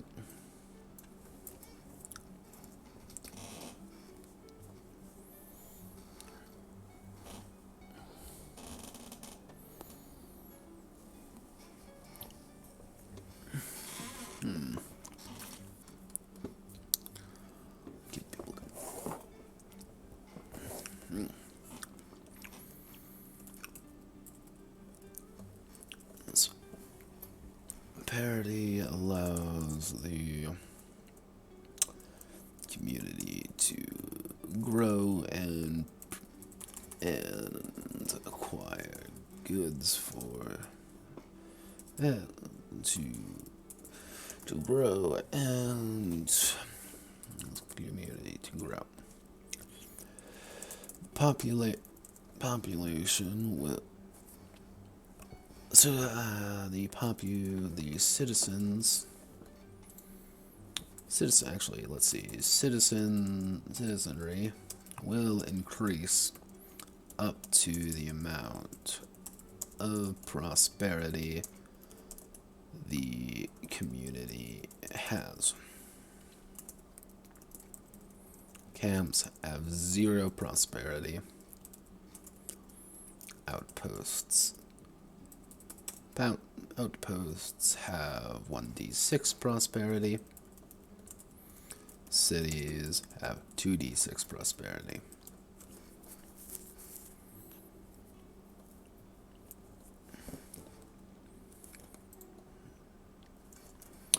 Prosperity can increase or decrease depending on events that strike the locations. Strike the location for good or ill.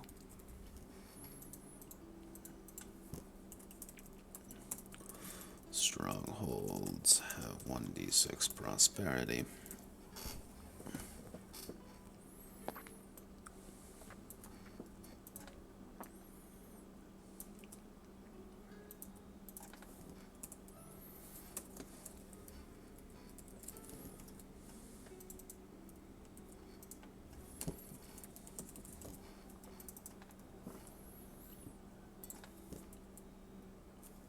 Compass has 0 prosperity. Camps.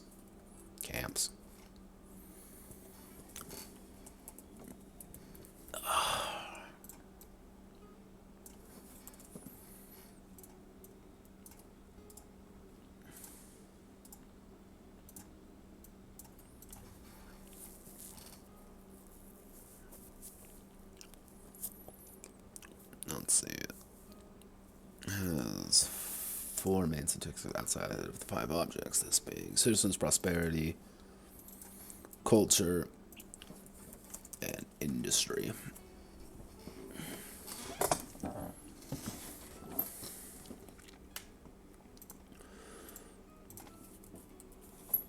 Culture. Culture is a grand unifier of the community. The higher the culture is, the more unified the group is.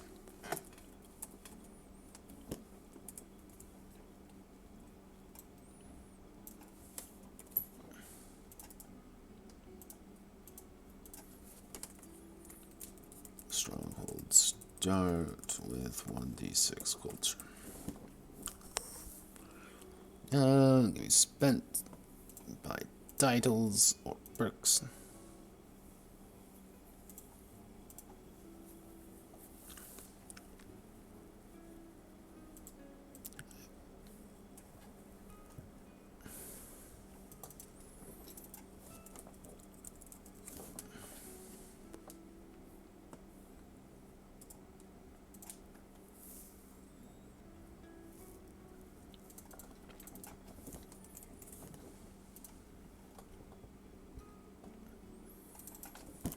See a community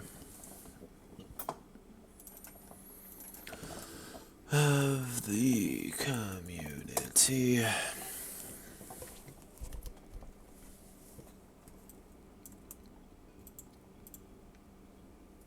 Unified.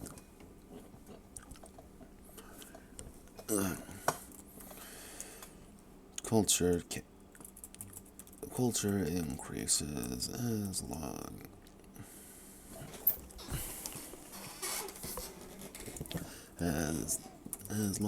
as there is left over prosperity, adding to the culture every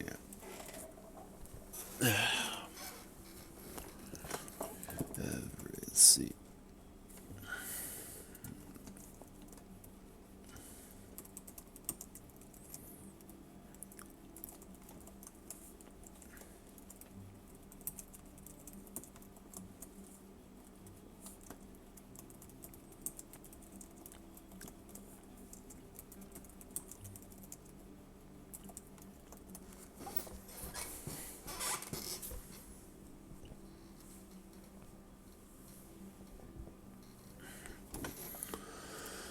Left over. Culture can be spent.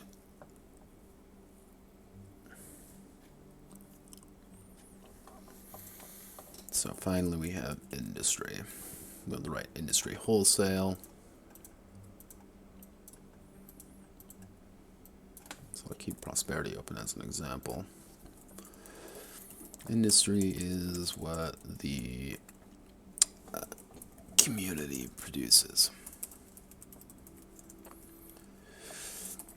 As each community requires resources and things to be made to keep it operational.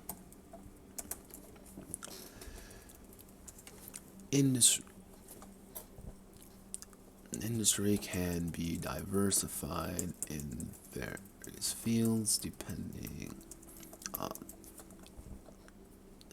on the amount present, but each community's size can only accommodate a certain amount of industry.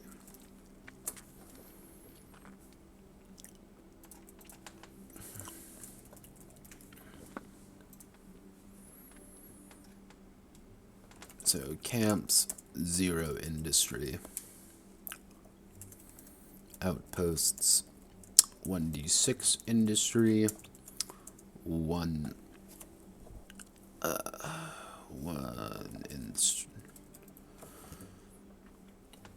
is industry available. A certain amount of different of unique industries producing. Where's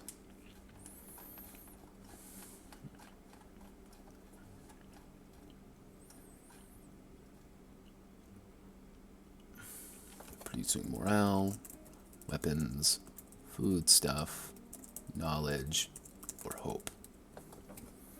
One unique industry available.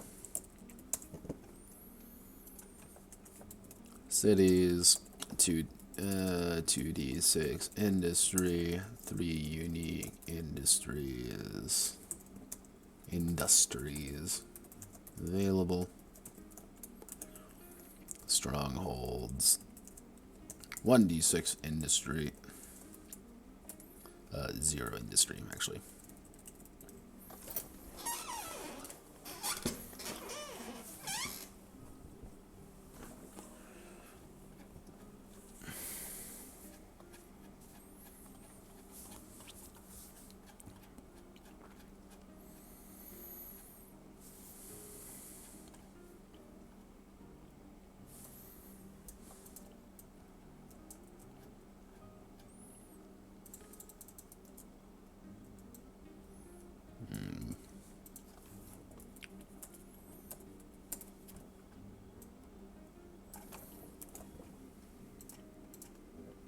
Oh god, I'm gonna finish this up 2 hours and oh Jesus.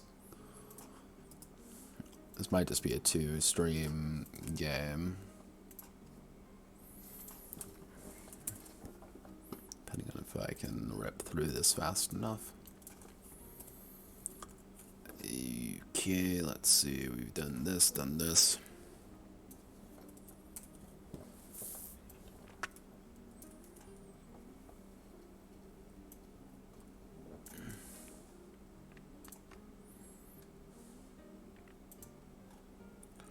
Actually going to split these two up. And then post you right there.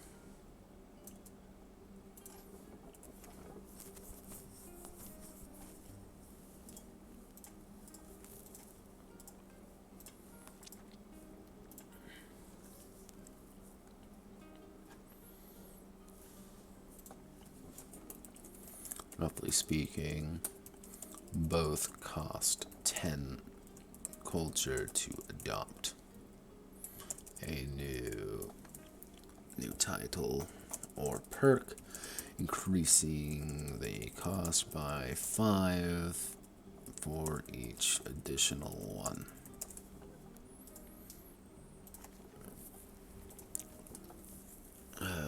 Let's do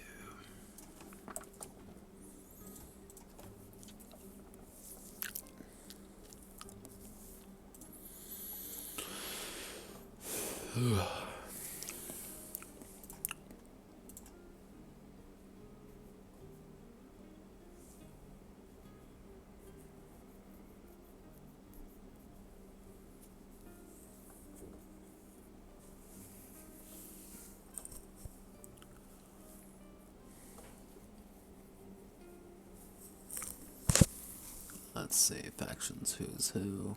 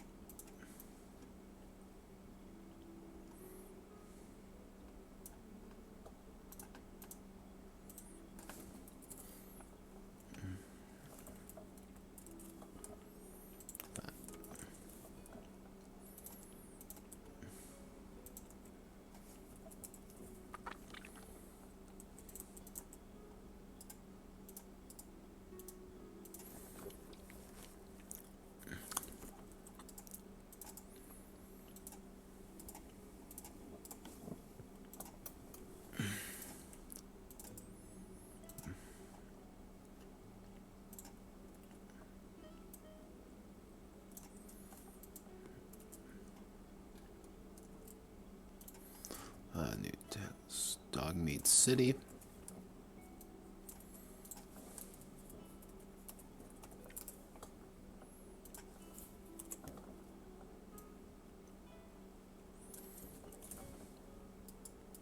Sephora.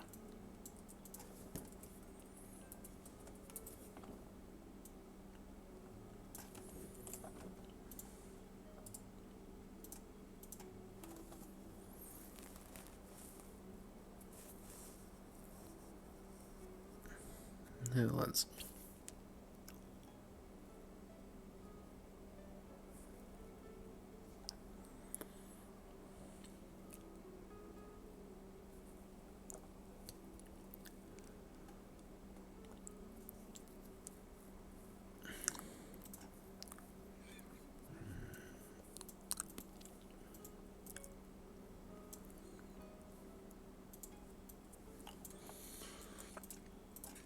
okay, so we want to do that. No, the Sephora and Dog Meat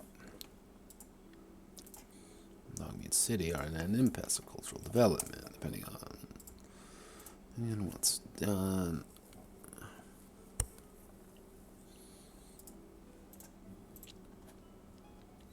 I might have done this last one. World. Each faction wants a different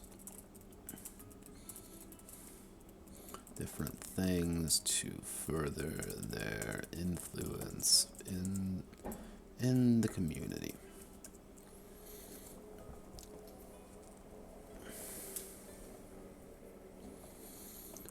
Each faction wants different things to further their influence in the community. For example, the Mad Dogs would want weapons. Heaven's Gate, a morale object, wants morale, and the White Fingers want technology.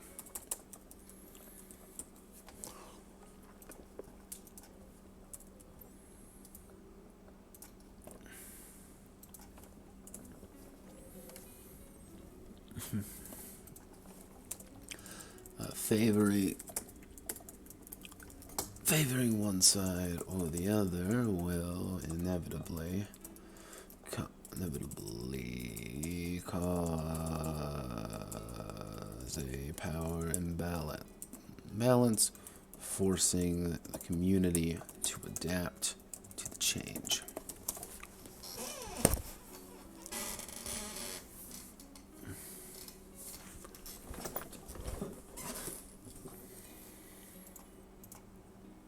Yeah, is there probably more I could do with this system to make it real pretty like? Maybe. But I also don't want to do that. Okay, let's see. Wander over yonder. Travel on the way. Traveling, the hell is that? No laughing matter.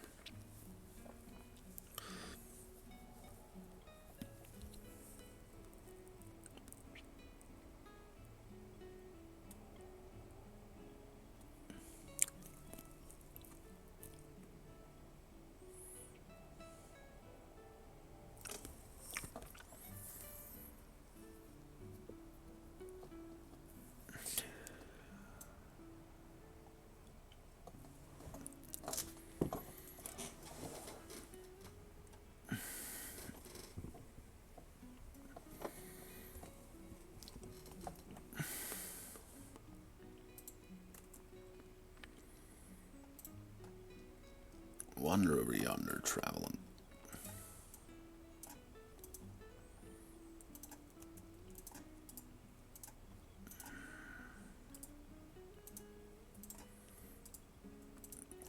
Well, let's make this a paragraph.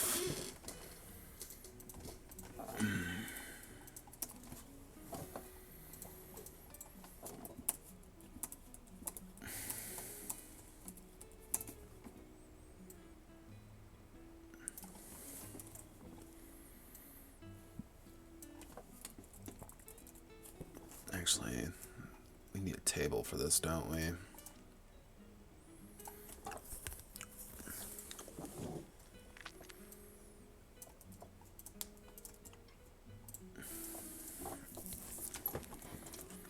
Morale, stamina use.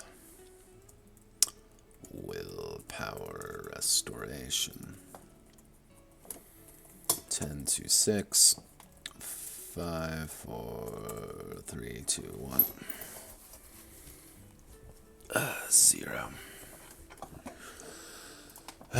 0. 1, 2, 3, 2, 3, 4, 5, 6, 2, 6. And then willpower restoration, -2, -4, -6, -8.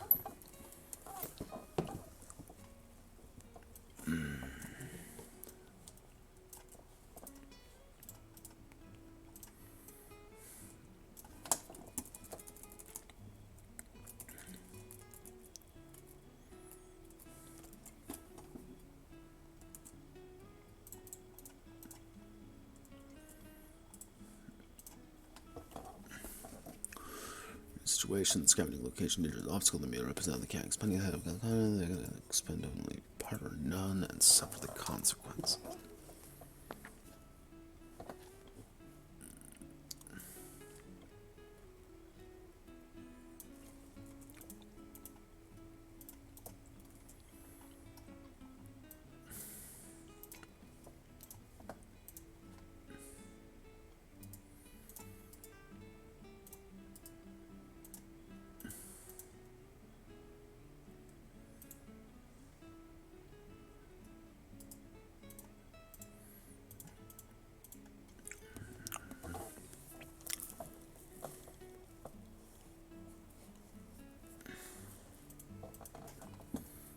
Muck.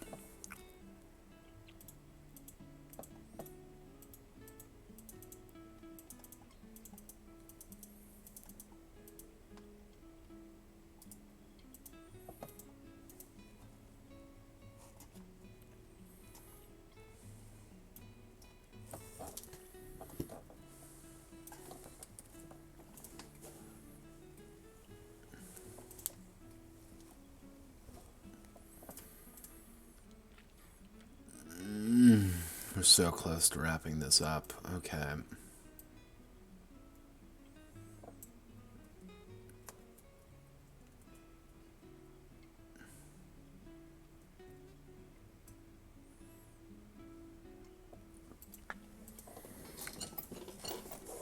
We're actually going to put you right there. We're going to do heading 2, heading 3.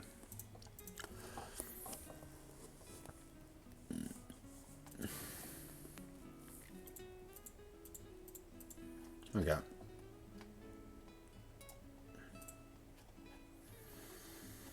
There we go. I think we're done. There. Oh, isn't. All right. Destroy society. Everyone just survive until the end. The term struggle isn't really appropriate. More go with the flow of the epoch.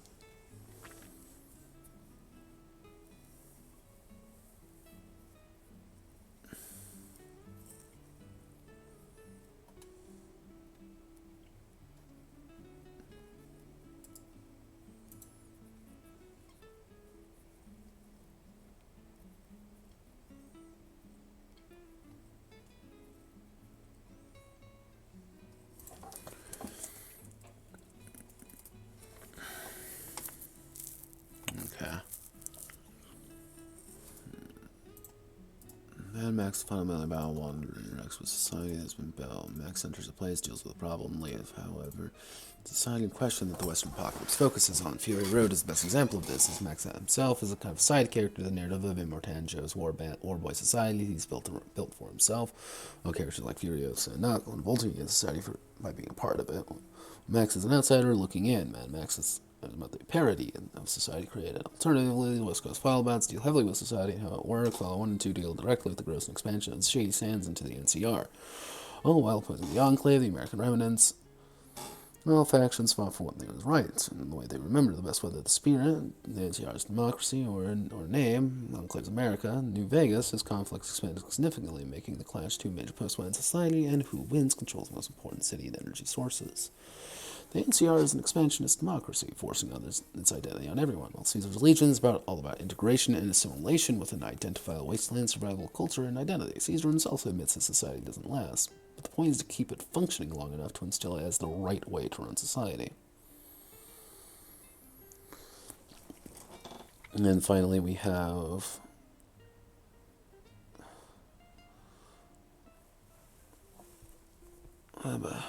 this book. Our team's so fed up with what society has made its people, he frequently refers to them as Morlocks.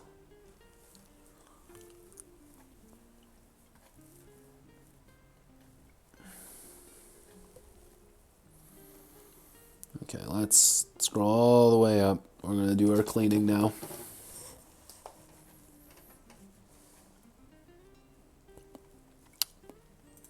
I've been streaming for 2 hours and 15 minutes, and I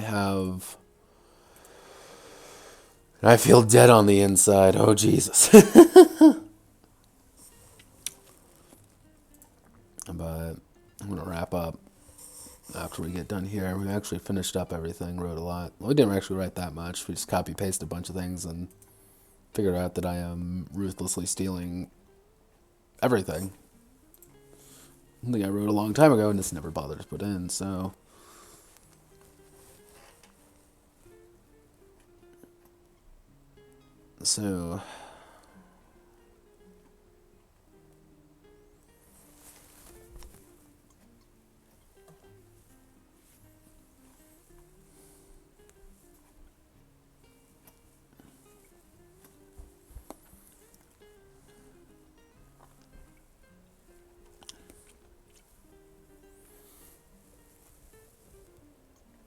Triple limbs, example freakouts, sounds of chaos.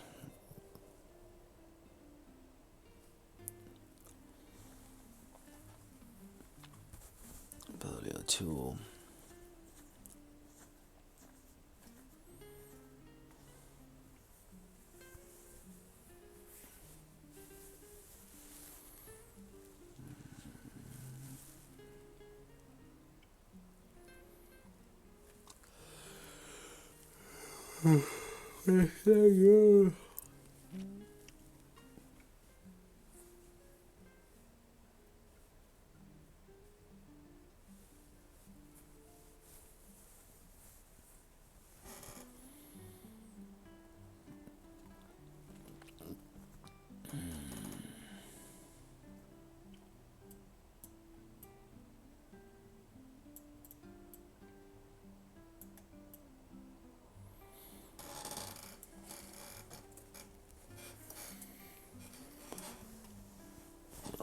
Our hits in.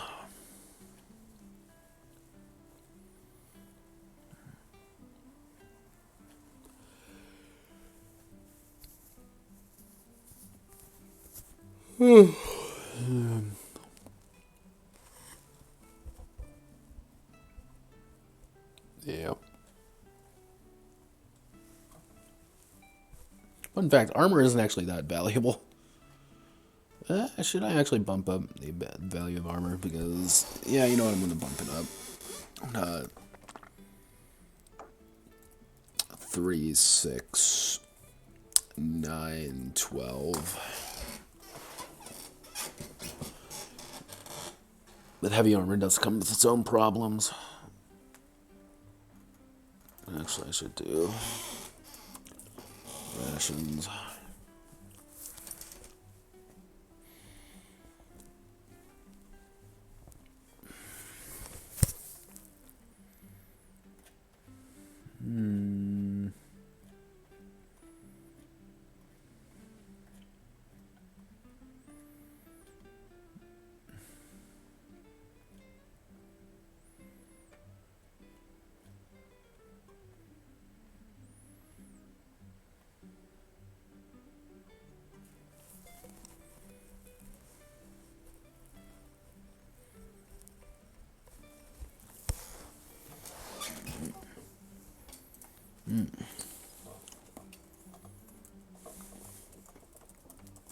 Roughly speaking, an outpost has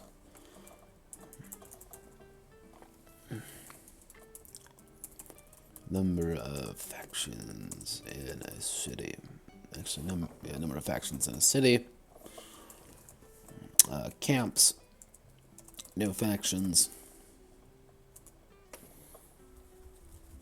Because again, the camp is kind of like, again, everyone is kind of working together. Because you can't really have factionalism when you know everyone.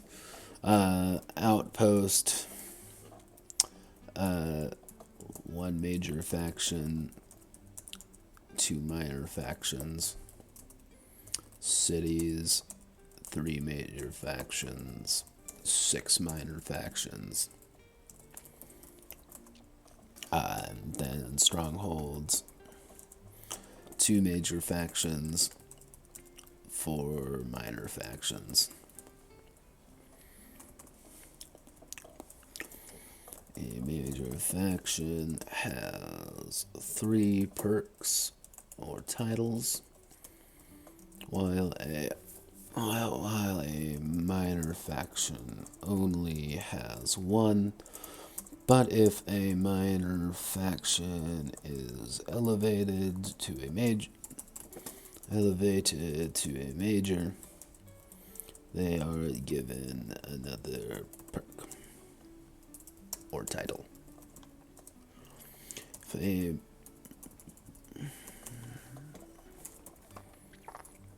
Let's take a look at the Dogmeat City in New Sephora. Oh my goodness, look, it's so cool and wonderful.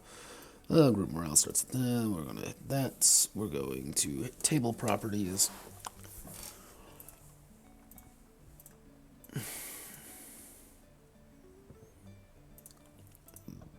Black.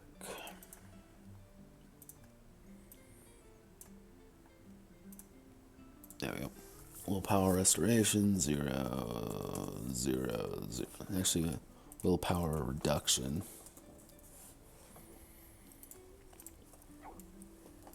Plus.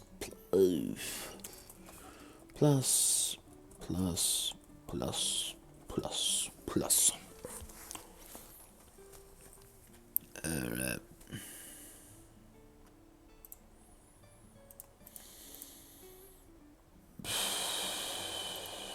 Yeah, if I'm not talking a lot, it's fatigue is hitting me if you can't quite tell. Justin is becoming a tired boy or notepad or whatever the fuck I call myself. Let's see. Alright. Alright, I think we're good. I think we did it. Oh, good job, everyone. We did it. So, if we go... I don't know why this is here. This shouldn't be here. I'm going to exit out of that. Doink. How long have you been there? So, we got a project folder dice. We go to the left-hand softly. Let's check out our base copy. Go away. Go away. So, overall, this 2.5 hour stream, we added... So, our base copy...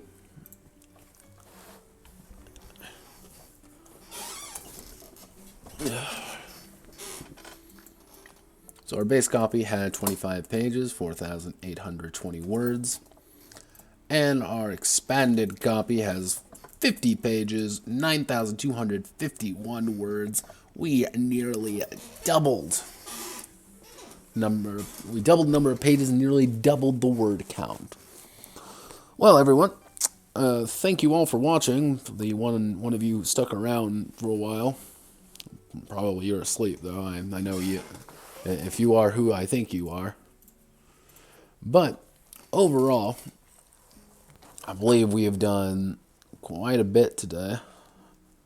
And I don't know what we're going to do next.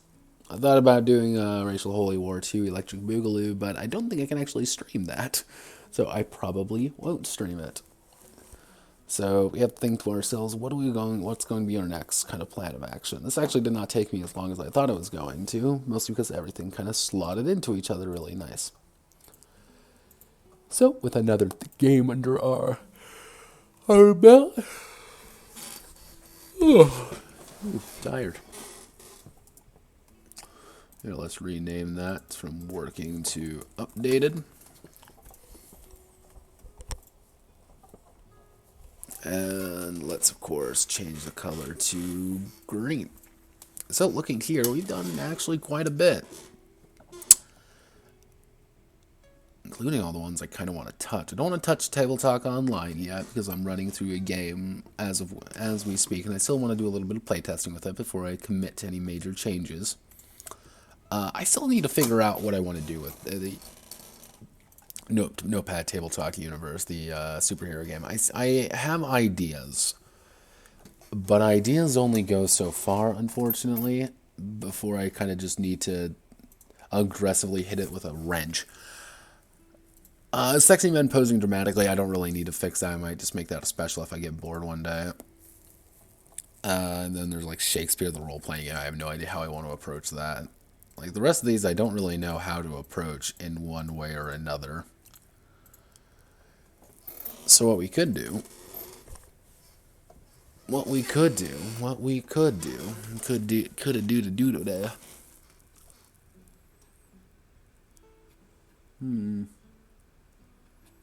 You know what?